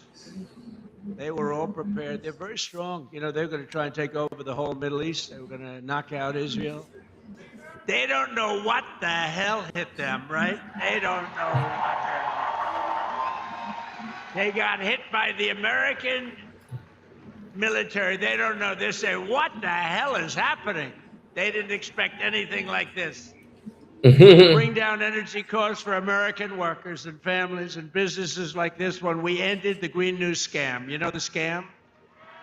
Greatest scam in American history. Well, maybe the election results of the second election were. I would say what was the greater scam? The Green New Scam or the 2020 rigged election? I would say the 2020. I think the election. I think the election, but what difference? But the main thing is, we said, get out and vote. We're going to do it again. And we're going to make it too big to rig. And that's what we did. We got the highest vote in history. We didn't need that big. We made it too big to rig. We terminated the insane electric vehicle mandate where you were mandated. And I like electric cars. I think they're great. I like Elon. I said, Elon, look, not everybody wants an electric car. And I like him. And it's a great product, everything. But they have to have, we ended the mandate. We ended the mandate. Now you can have gasoline, you can have hybrid, you can have whatever the hell you want. You can have electric. They wanted you to buy an electric car by 2030. There's only one problem. You can't charge it. You ever see a charger? You're driving down the road, you're running a little low, and they say, electric charging plant 150 miles up the road. That's a bad feeling. And we massively increased production of American oil, natural gas, and clean, beautiful Kentucky coal. And we're not allowed in the Trump administration, we're not allowed to use the word coal without preceding it with two words, clean, beautiful. We say clean, beautiful coal. And we had Doug Burgum the other day, Secretary of the Interior, who's great, and Chris Wright, Secretary of Energy. And they were giving a long speech on coal. And I tried to stop them. I was in the audience. They kept saying, clean, beautiful coal, clean, beautiful coal, clean, beautiful. And after about like 40 times, I said, wait a minute, just say coal. It's too much. It's too much. But it's clean, beautiful coal, and it's back, and it's roaring back. You know, it's interesting. China uses a lot of coal. China's very smart. They use coal. What they don't use much of, if at all, are windmills. So they make all the windmills, and they sell that garbage to us. Round and round it goes. Keeps losing money. Every time it Not goes that around, garbage, it though, loses $25. Mo. That's a lot, you know. Not garbage, And though. kills a lot of birds. Kills them all. You know, if you shoot a beautiful bald eagle, they put you in jail for 5 years. Windmills kill them by the thousands. Okay, figure that one out. Last year, I took action to save 74 coal power plants from crushing restrictions and regulations that were putting them out of business, that would have forced them to shut down, including 4 plants we saved right here in Kentucky. And some of the people that work at those plants are here with us now. It's very powerful, and it is now with modern equipment, clean, beautiful, but it's a very powerful fuel. It's very powerful. And if it wasn't, China and some of these other big behemoths would not be using it. They use it because it's powerful, very, very powerful. The wind, you know, you're watching television and you want to watch, and your beautiful wife, our First Lady, says, I'm sorry, darling, you can't watch tonight. The wind has gone down and we have... But I want to watch myself on television. I want to watch myself debate. He says, I'm sorry, darling, we have absolutely no energy. There's no wind tonight. What a scam. That's a pretty big scam. That's one of the top. I say that's a top 5. It's about 5 that are real beauties. I also announced a lease agreement for $1.5 billion of private sector uranium enrichment facility in Paducah. Paducah. And as we take decisive action to stop the threat posed by the terrorist regime in Iran with Operation Epic Fury.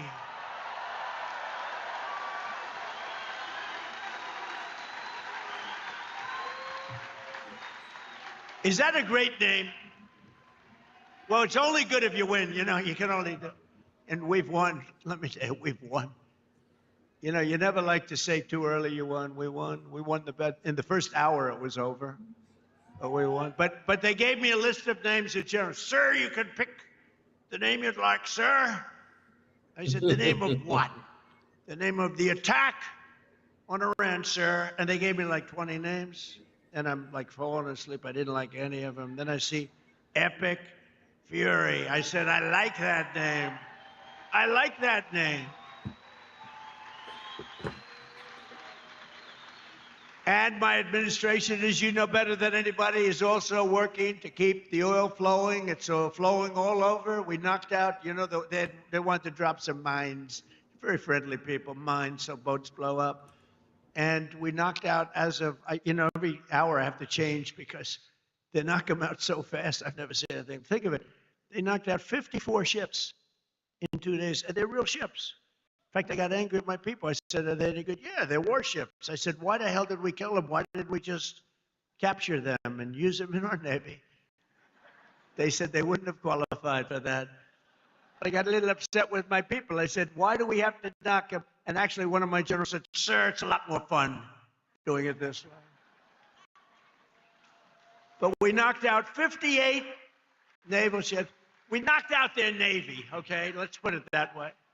But they also knocked out the mine layers. They call them mine layers. They put mines in the water. Lovely job. Isn't that nice? Blow up ships. And we knocked out 31 of them. And, you know, I was very proud of myself. I said, why did you use the weapon that we use on the drugs that come in by sea? Do you know that drugs by sea are down 98%?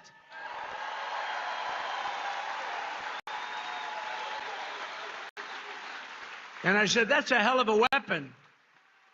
And they said, well, give it a shot. It worked very well. We've knocked out, I think, 28 or 29, all of them, almost all of them. They'll all be gone. By the time I'm finished speaking, they'll be gone. These people work very fast. But I'm pleased to report that earlier today, the International Energy Agency agreed to coordinate the release of a record 400 million barrels of oil from various national petroleum reserves around the world, which will substantially reduce the oil prices as we end this threat to America and this threat to the world. We don't want to leave early, do we? We got to finish the job, right? Over the past 11 days, our military has virtually destroyed Iran. Tough country. Their air force is gone, totally gone. That took the better part of about 3 hours. They no longer have radar. They don't have anti-aircraft equipment. They don't have anything. Their missiles are down 90%. Their drones are down 85%. We're blowing up the factories where they're made left and right. And frankly, nobody has ever seen anything like it.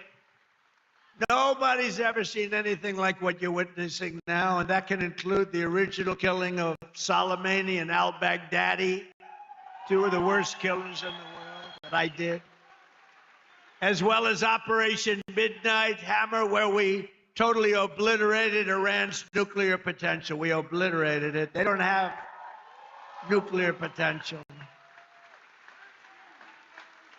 And then after Midnight Hammer, and then we left, we figured that'll be the end of them for a while. But they started again. That's why we got to finish it, right? We don't want to go back every 2 years. And that's because, there'll be some day when you don't have me as president. You'll have perhaps you'll have a weak, pathetic person like we've had in the past, mostly all. Like Barack Hussein Obama, who signed one of the worst deals ever with Iran, where they were going to give up everything. Remember when he filled up a 757 with billions of dollars of cash and sent it to Iran? Billions. People forget that. That's when I realized the presidency is very powerful. When you could put over $1 billion in an airplane and fly it over and give it to a foreign country that's your enemy. How stupid was that? But that deal, the Iran nuclear deal, gave them the right to have a nuclear weapon as of 3 years ago. If I didn't terminate that deal, I terminated it very quickly. If I didn't terminate that deal, they would have had nuclear weapons, and this world would right now be a different place, much different place. Believe me. And then Biden, he came along. He had no clue. He didn't know what the hell he was doing. But what they did was incredible. Everything they did was wrong. Think of it. Afghanistan, Biden, Afghanistan. The most embarrassing day in the history of our country. Embarrassing. 13 dead, but hundreds and hundreds are dead I count both sides. I do. I count both sides, sorry. But hundreds and hundreds of people dead. And instead of leaving from Bagram, they fled. I hate to even say it. There's no reason. We were in there. I was the one. We're going to get out. We're going to get out with strength and dignity. We're pounding the hell out of them. They didn't like Donald Trump, the Taliban. They would do anything I asked them to do. You know that. And this guy comes in, left all the equipment behind. I said, every piece of equipment will be taken out with us. They said, no, it's better to leave the plane. I said, why is it better? Well, I think it's more cost efficient to leave the plane. No. You got a brand new fighter jet, $150 million. You give it a tank of gas, little jet fuel, and you fly it out. They said, sir, I think it's better to leave the plane. These are the exact opposite generals as we have now. Do we love General Raisin Cain? He's great. But oil prices Prices are already coming back down, and it's going to come down, but we're not leaving until that job is finished, and it's going to be very fast. It's going to be very fast, but we're not going to count on having competent presidents. We have to assume we're going to have incompetent ones, like the one we had last time that couldn't walk off his stage. Remember? He'd finish with a speech. The speech would last about 2 minutes. People would come out, not many, like 2 people. And he'd be finished with the speech, and then he could never find his way off the platform. He'd look around over here. There's so many stairs. Like I have 4 sets of stairs on this platform. Usually they have at least that. He couldn't find, or walking up Air Force One. Now, I know the problem with this, it can happen. You could slip. I could slip. I came downstairs today that was soaking wet. You know, it's a little rainy today. And I have steel stairs, and I'm saying, ay, ay, ay. But I do it very slowly. I grab that thing because nobody cares if you set a speed record. The only thing I admired about Barack Hussein Obama, which was nothing actually, but the only thing is the way he bobbed down. Remember, he'd bob. Hey, you talk about unpresidential. He's bobbing, and I couldn't believe that he made it without at least a noticeable major fall. But Biden was the opposite. Biden couldn't even walk up the stairs. He fell 3 times walking up the. And the world watches that, and they don't like seeing it, although they actually do like seeing it, because they say, what the hell is going on? Or when he fell at the Air Force Academy, right? And the general was standing there, could have caught him, but he didn't want to drop the paper that he's holding in his hand. So Biden went down for the count. Now, we have a country now that's respected, and we don't play games, and we have the greatest military, and it's so nice to see. It's so nice to see. And they want to get back in office for the midterms, and you can't let them.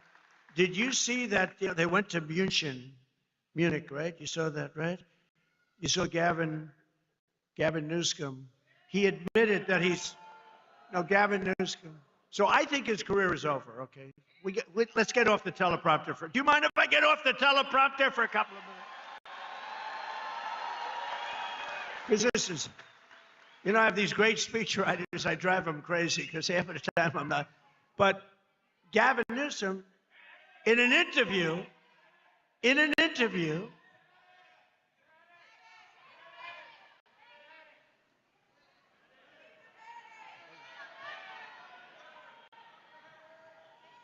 you have a doctor in the house, please? Doctor? Great job. Thank you.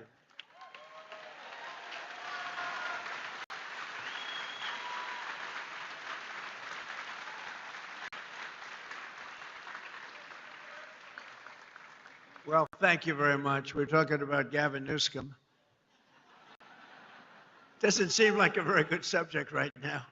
It made that young lady not feel so good. Anyway, he admitted he has mental problems, that he's not a smart person, that he has a mental lack of ability. He's unable to read a speech. He can't read. And all of the other things he said he has a lot of mental problems. And I was attacked by a reporter that said, well, what's wrong with that? I said, nothing's wrong with it. But I don't want the President of the United States to have a cognitive deficiency. Okay. Right? And when he admitted this, I said, I think he just lost the Democrat nomination. What do I know? But you know what? I'm for everybody, but when it comes to president, you got to be sharp. You got to be sharp as hell. One of the greatest victories we have achieved for hardworking Americans with the help of our great Republican majorities in Congress is no tax on tips, no tax on Social Security, and as I told you before, no tax on overtime, which affects you. 800,000 Kentucky seniors. And every Democrat voted against it. So remember, and they'll terminate it. If they take power, they'll terminate it. 800,000 Kentucky. So you have, think of that. You have no tax on Social Security. 800,000 seniors, and they will end it We got to win the midterms. We also made interest on auto loans tax deductible. First time that's ever happened, but I did put a little proviso. The car has to be made in America for you to get it. Our tax cuts are projected to raise incomes in the Commonwealth by $5,400, boost household take-home pay for you by nearly $10,000, and protect more than 84,000 Kentucky jobs at a minimum. And some of the jobs we're creating or protecting are right here at Verse Logistics. So let me call up your outstanding CEO, Paul. Come on up real fast, Paul. Come on. Paul Verse. Come on up here, Paul. Let's go. Do it fast, Paul. They don't want to hear from you.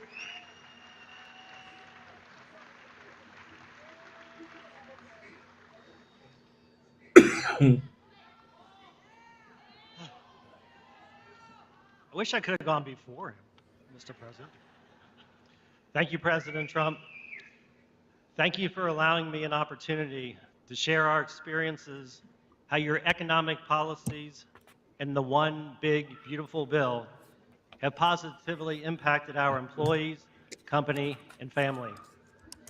As mentioned in your earlier comments, the no tax on overtime will greatly benefit our employees, producing an average of $1,400 additional take-home pay per year per person.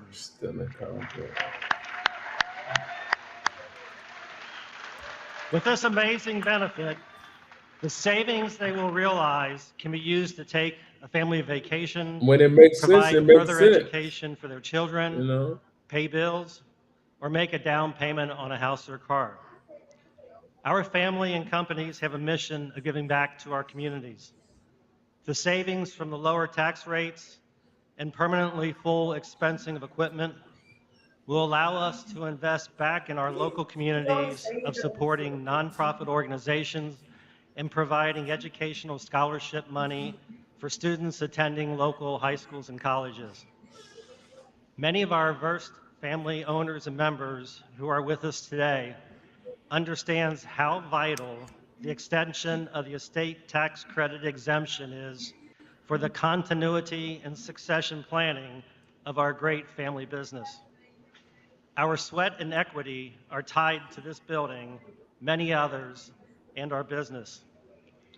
Without this extension, it is possible our thriving business would one day need to be sold to pay family estate taxes. President Trump, this is all possible because of your vision to make America great again.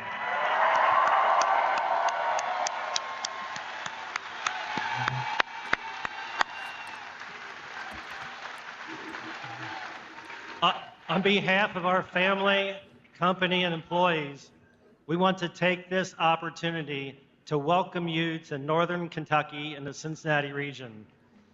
You are in the heart of Kentucky, home of bluegrass, faster horses, and the best damn bourbon in the world. The best damn burger in the world. You are in Trump country right now.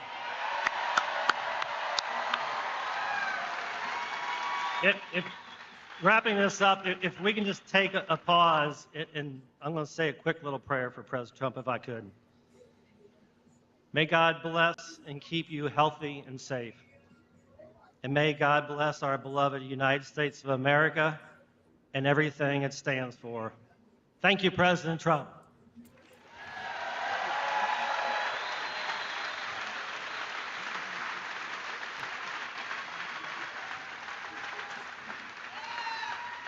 Thank you, Paul. Wow, he did a good job. You think that's easy to do? That's not easy. Oftentimes I'll say to the head of a company, please come up and say, no, I don't want to do it. Very good. Thank you very much. Thank you for the prayer. Also with us today is Sammy Biddle, who works at the restaurant and bar in nearby Newport, Kentucky. Sammy makes over half of her income through tips And now, thanks to the no tax on tips, her tax liability has been slashed by more than 50%. The average filer's tax refund this year has soared to nearly $4,000. You're saving $4,000, and Sammy's receiving even more, over $5,000. So Sammy's going to make over $5,000 more than anticipated, all because of the great, big, beautiful bill that the Republicans got passed. But with not one Democrat vote, they want to raise your taxes. They're going to raise your taxes. So, Sammy, come on up for a second and say hello, Sammy. Come on up, Sammy.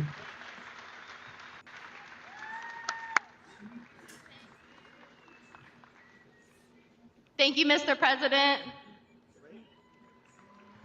Oh, there we go. Hello, everyone.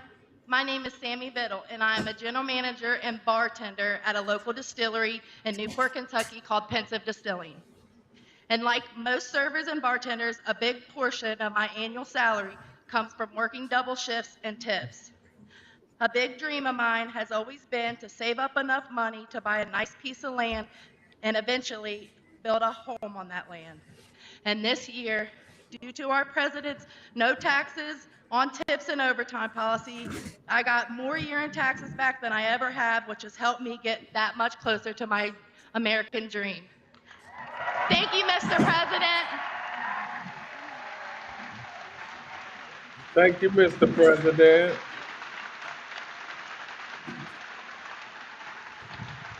That's pretty good, right? Thank you, Sammy. So millions and millions of Kentucky families have more money in their pockets thanks to what we did with respect to tax cuts. And I just described what every single Democrat in Congress voted against it. Every single one, not one voted for it. They want tax increases, along with just one Republican voted against. You know what the name is? He is the worst person. His name is, what the hell? How did he ever end up in Kentucky? His name is Thomas Massie. How did he ever end up here, Paul? Anyway, no, Massie voted against tax cuts for seniors. He voted against tax cuts for overtime workers. And he voted against tax cuts for earners, tip earners. No, he wanted to increase the taxes. He voted with the Democrats. He voted against our historic funding for border security. He voted against border security, where we took the worst border in the history of our country, made it the best border in the history of our country in 2.5 months. He voted against it. And he voted against eligibility verification for welfare recipients. Nobody has to be eligible. Just pick up whatever you want. The people in this room don't like that. Thomas Massie also voted with the radical left Democrats in Congress to keep the federal government shut down during the open border crusade while our military went without pay. He voted for our military not to get that pay. And now Massie, he's the worst. And I don't say that. I never hit a guy like this. The guy's the most. We call him Rand Paul Jr. He votes against everything. But at least I like Rand a little bit. Can't love a guy that votes. I got him elected twice. If I didn't endorse him, he was not going to get elected. Do you remember that? I came and I did a little rally, and Rand votes against us all the time, too. But at least he's okay. I wouldn't say the greatest. And now Thomas Massie is attacking a great Navy SEAL hero. This is a real hero, Ed Galrine, who's running against him in the primary. You know why? Because he's not doing right for our president. He didn't want to run for office. He's a hero. He's a farmer hero. He's a tremendous war hero, but he's a farmer right here. He's like central casting. I said, this is the guy I'm looking. I wanted just give me somebody with a warm body to beat Massie. And I got somebody with a warm body, but a big, beautiful brain and a great patriot. He's unbelievable. And he did it because he said he's disrespecting our country. He votes against everything. And Ed became an independent a few years ago because he was so angry at the way the Republican Party was operating. And I don't disagree with him. Other people did too. But then Ed came back, and he came back strong because I got involved. And he came back stronger than he ever was. And now he's all the way, he's in this party and he's in it. And he said, I came back because of the strength and wisdom that Donald Trump displayed. And I appreciate that. That's a nice, I think I'm going to use him in an ad. I think I'll use that statement. I'm going to use that statement in an ad. Strength and wisdom. I put wisdom in quotes because I didn't say it, he did. But many people have joined and rejoined our party, but Massey did not, because he only votes no. He just votes no. Doesn't matter. I could give him the best things in the history of a Republican voter, and he'd vote no. There's something wrong with him. It'll be interesting to see what he does with the Save America Act, which is very simply, I think he has to vote for it, but he's a nut job, so you never know. He called a nigga a nut job. All voters must show voter ID. 98%. That's 98%. All voters must show a little thing called proof of citizenship in order to vote. Right? Right, Paul? Paul agrees. No mail-in ballots except for illness, disability, military, or travel. You're away. You can't get there. We'll be generous. And then I added two things. We call them best of. You know what they are? Best of Trump. These are the best of. Best of Trump. No men in women's sports. 99%. That's 99. And no transgender mutilization surgery for our children. For our children. That's it. And I think we're going to get it approved in the House. And I hear the Senate has a hard time. How can you have a hard time with that? How can you have a hard time? But Massey wants to vote no, but on this one he may be forced. I mean, how can you do it? So I just want to say this. Thomas Massey is a disaster for our party. He comes from a state that I won by a landslide, got the highest vote in the history of your Commonwealth. The highest vote.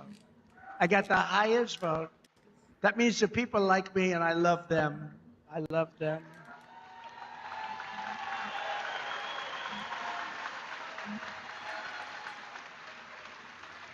I love them more than they love me, but I still got the highest. Remember with your mother, I love you more than you love me. We revert back to childhood. But Massey's a complete and total disaster as a congressman and, frankly, as a human being.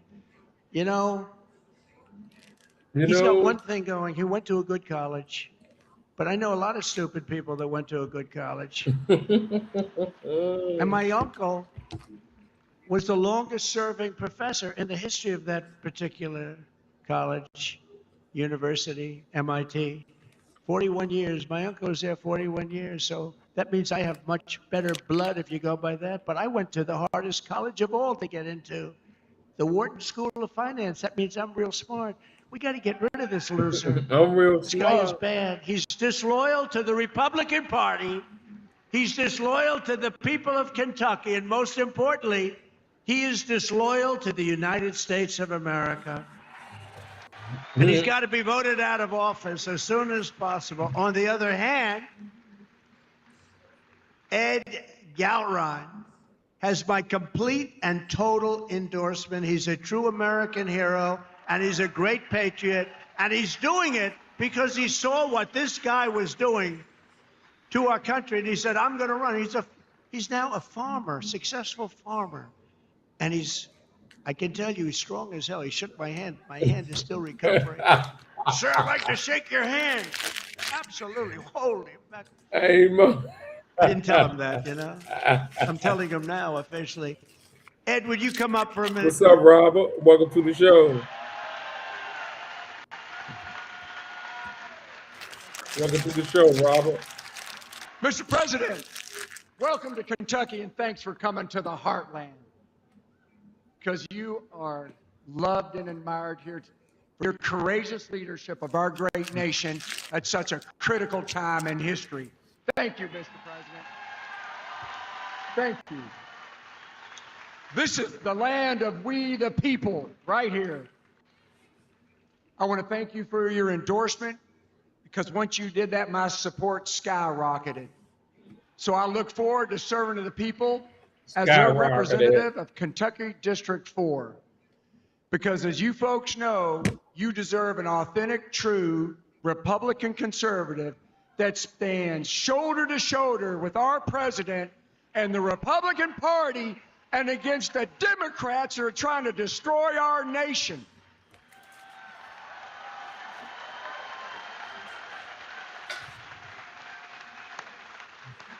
USA! USA! USA!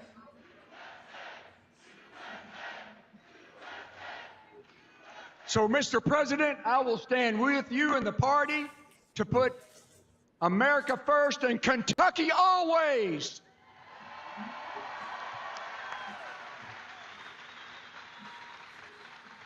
Mr. President, I hope the fake news gets this. Tom Massey stands with the ladies of The View. Tom Massey stands with the ladies of The View. Mr. President, we stand with you. Fight, fight, fight! Fight, fight, fight. USA! USA!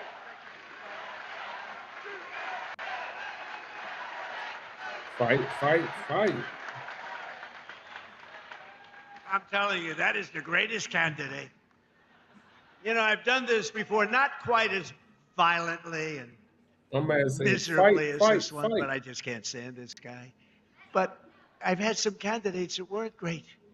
They'd get up, they wouldn't talk well. And I'm trying to beat like an incumbent bad congressman, senator, somebody. I do it all the time. If somebody's bad, I try and get him out of office. I should just leave it alone. My life would be a lot easier. But I have usually candidates that don't have what it takes. This guy is unbelievable. He is central casting. Just elect him. You're going to have no problems with him. Thank you. Ed, thank you. Unbelievable. That's great. He's a good man. With us today are some of the amazing warriors who, unlike Massey, stood up for the working people of this Commonwealth. This great group of people, the people that built the nation, including a wonderful man who's been with me all the way, Congressman Andy Barr. Andy Barr. All the way.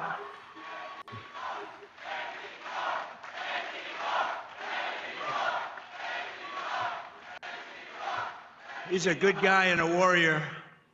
Also with us is a senator who came from really behind. He really didn't have a good chance of winning. The guy was a longtime senator, Democrat, he's terrible. He's running again, he's terrible.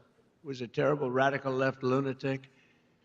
But Bernie Moreno did some job on him, and he won the race, and it was amazing. Bernie, congratulations.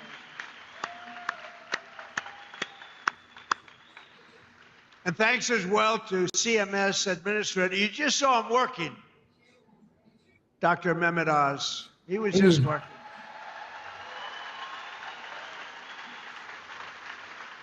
Thank you, Dr. Oz. Director of the Center for Medicare, who's an incredible guy, helped us so much with the reduction in drug prices that you got, the biggest reduction in history. Chris Plump. Great job. Your State Attorney General, Russell Coleman. Russell, thank you. Thank you, Russell. Good job. A wonderful Secretary of State. We have a good one in Washington, too. Marco. Do we like Marco? I think so. Your Secretary of State, Michael Adams. Thank you. Thank you, Michael. State Auditor, Allison Ball. Thank you. These are great people, and I've gotten to know them over the years. They're treasure. Thank you. Thank you, Mark. Great job. Your former Kentucky Attorney General, Daniel Cameron. Daniel Cameron. Thank you, Daniel. And Chairman and CEO of Morris Industries, a good man, Nate Morris. Nate, thank you. Now, also with us is a local legend who did quite well suing the Washington Post and various and sundry others. Where's Nick Sandman? Where's Nick? Come here, come on. Hurry up, Nick. He's a young guy. He can get up here. Guy walked away with a lot of money. They did a number on him. He said, we're not going to take it anymore. I love these guys. Nick, wow. Become a big celebrity, too. Nick, say a couple of words, Nick. We love Nick. Say a couple of words, Nick. We love Nick. Well, thank you. And as I just said, really, the only thing I can say is, Mr. President, thank you. Thank you, and thank you to all of you, because it's us together which can beat the radical left. So thank you. We will always stand with you.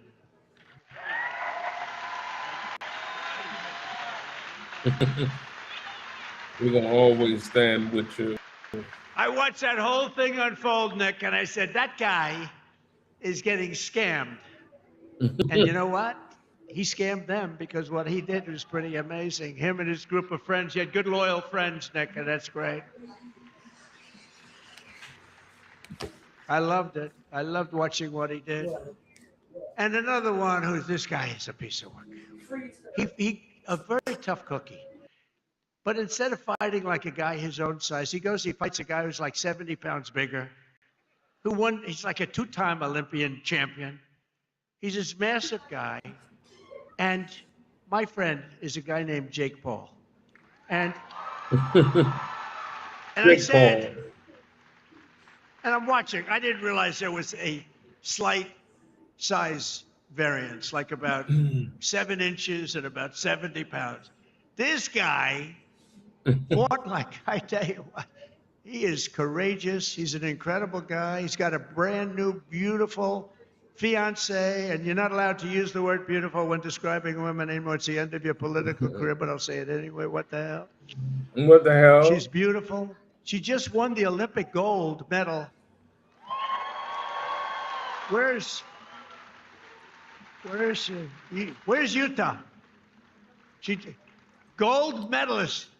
Boy, I tell you, she's strong. That means she's strong. You better be careful. She's a beautiful person, and she's a big, strong athlete. What's I up, watched Steph? her win that gold. Welcome to the show. They have an expression, if that were a fight, they'd stop it, right? She's great. But Jake Paul is a great guy. And part of the deal is, he said, do you mind if I do an interview with you? I said, Jake, I'm the president of the United States. I don't do interviews. Look at Joe Biden. He went 2.5 years without doing an interview because he was shot. But he was shot 30 years ago, too. He was no good. But I said, Jake, I'm president. How can I do your local podcast? But his local podcast is big stuff. And he's big stuff. Look Jake, at him. you got to come up. Come here. Looking out for Jake. This guy has guts. And he walked out with a broken jaw. Anyway, this was not the greatest fight. But you know what? It showed lots of courage. Come here, Jake. That's crazy. Yeah, what Mr. Trump has taught me is courage. You know, we never back down from a fight, even if they're much bigger than you, much, much bigger than you. And I feel all the local Kentuckians feel the same way. You guys have that fight. You guys have that swag. There's a lot of young kids in here. the future of America. I grew up just a few hours away from here, and my dad taught me to fight. And all of our voices matter in America. And I'm never afraid to speak the truth, and I know you guys aren't. We are here representing the United States, and it's just a blessing. Thank you, Mr. Trump. We need more factories like this thriving all over the country, and I know he's going to be the one to bring that here to us. I know God is with us. I know he wants us on the right side of history, and everyone here has to do their part, and God's got us. Trump's got us. God bless. Love you, Kentucky.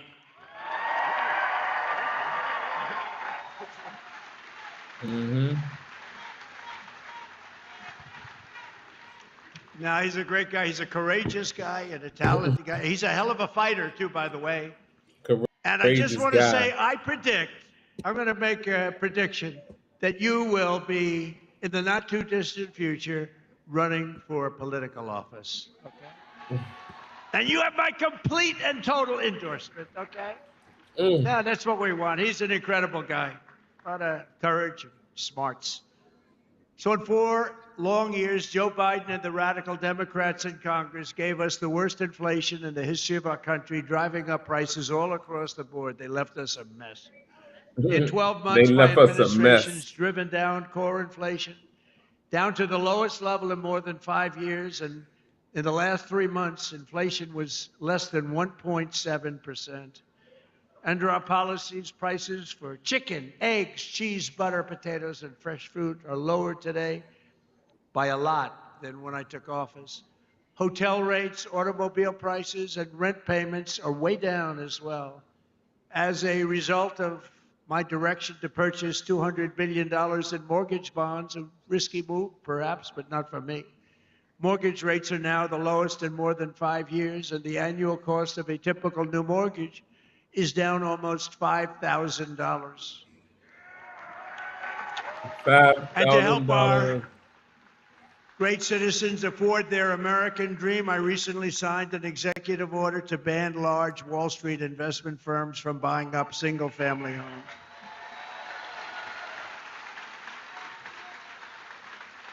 Under my most favored nation agreements for drug prices, we're also slashing drug prices at record levels, with price differences of 400, 500, 600, and even 700%. Can you believe it? And I got that with the drug companies, and then I had to convince foreign nations that it's not fair, and I used the word tariff, the beautiful word. I always said one of my most favorite, most beautiful words. I used to say it's my favorite word, most beautiful word, and the fake news killed me. They said, what about your wife? The fake news killed me. What about God? What about religion? What about your children? I said, okay, it's my 5th favorite word. Now I don't get in trouble. No, they actually went after. I said, it's my favorite word in the dictionary, the word tariff. And they killed me. These guys, they are the worst. For decades, Americans have paid the highest drug costs in the world, but now, thanks to our policies, Americans are going to be paying the lowest drug prices paid anywhere in the world.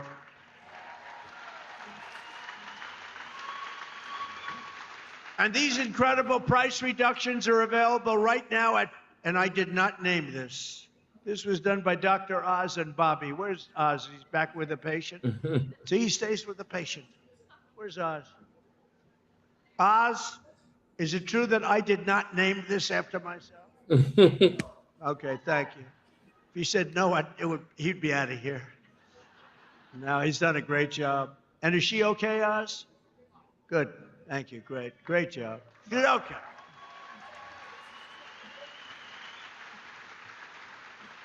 So it's available right now, these really low prices, TrumpRx.gov. TrumpRx, and people are using it in record numbers.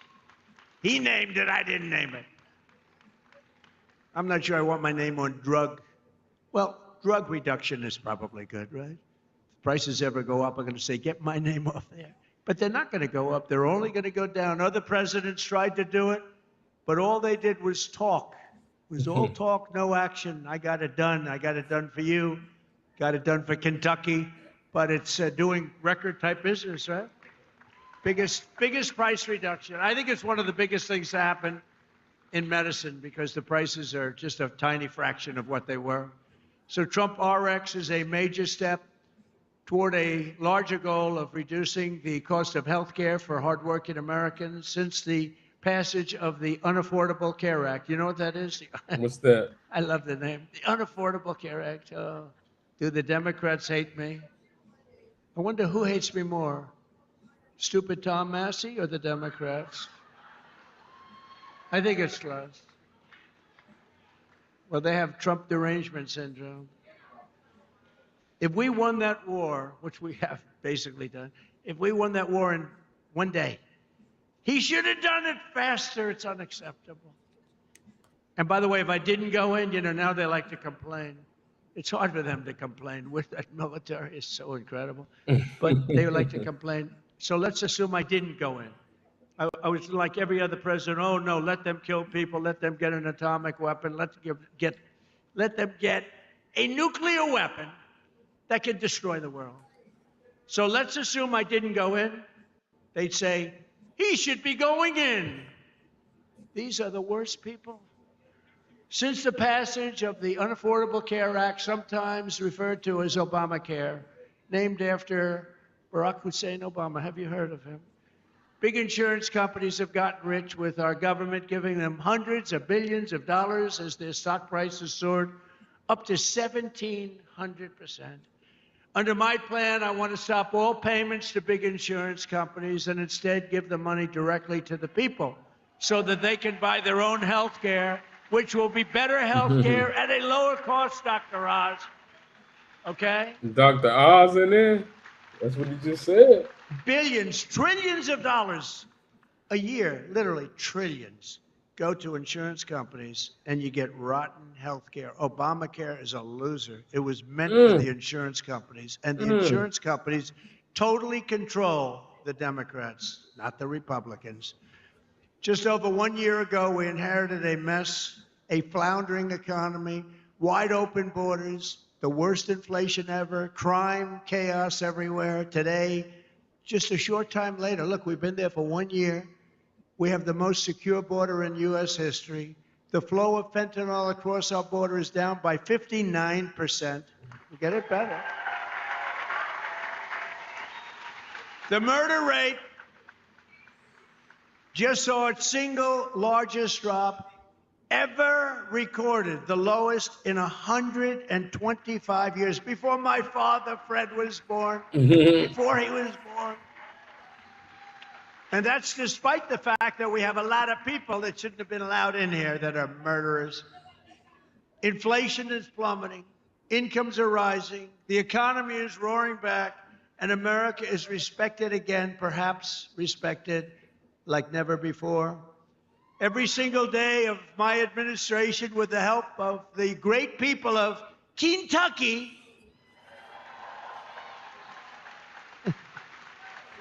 yeah, I love Kentucky. We will keep on working, and we will fight, fight, fight, and we will win, win, win. And together, we will make America powerful again, front row Joe. We will make America wealthy again. We will make America healthy again. We will make America strong, strong again, strong. We will make America proud again. Proud we will again. make America safe again. And we will make America great again. Thank you, Kentucky. Thank you. Thank you very much.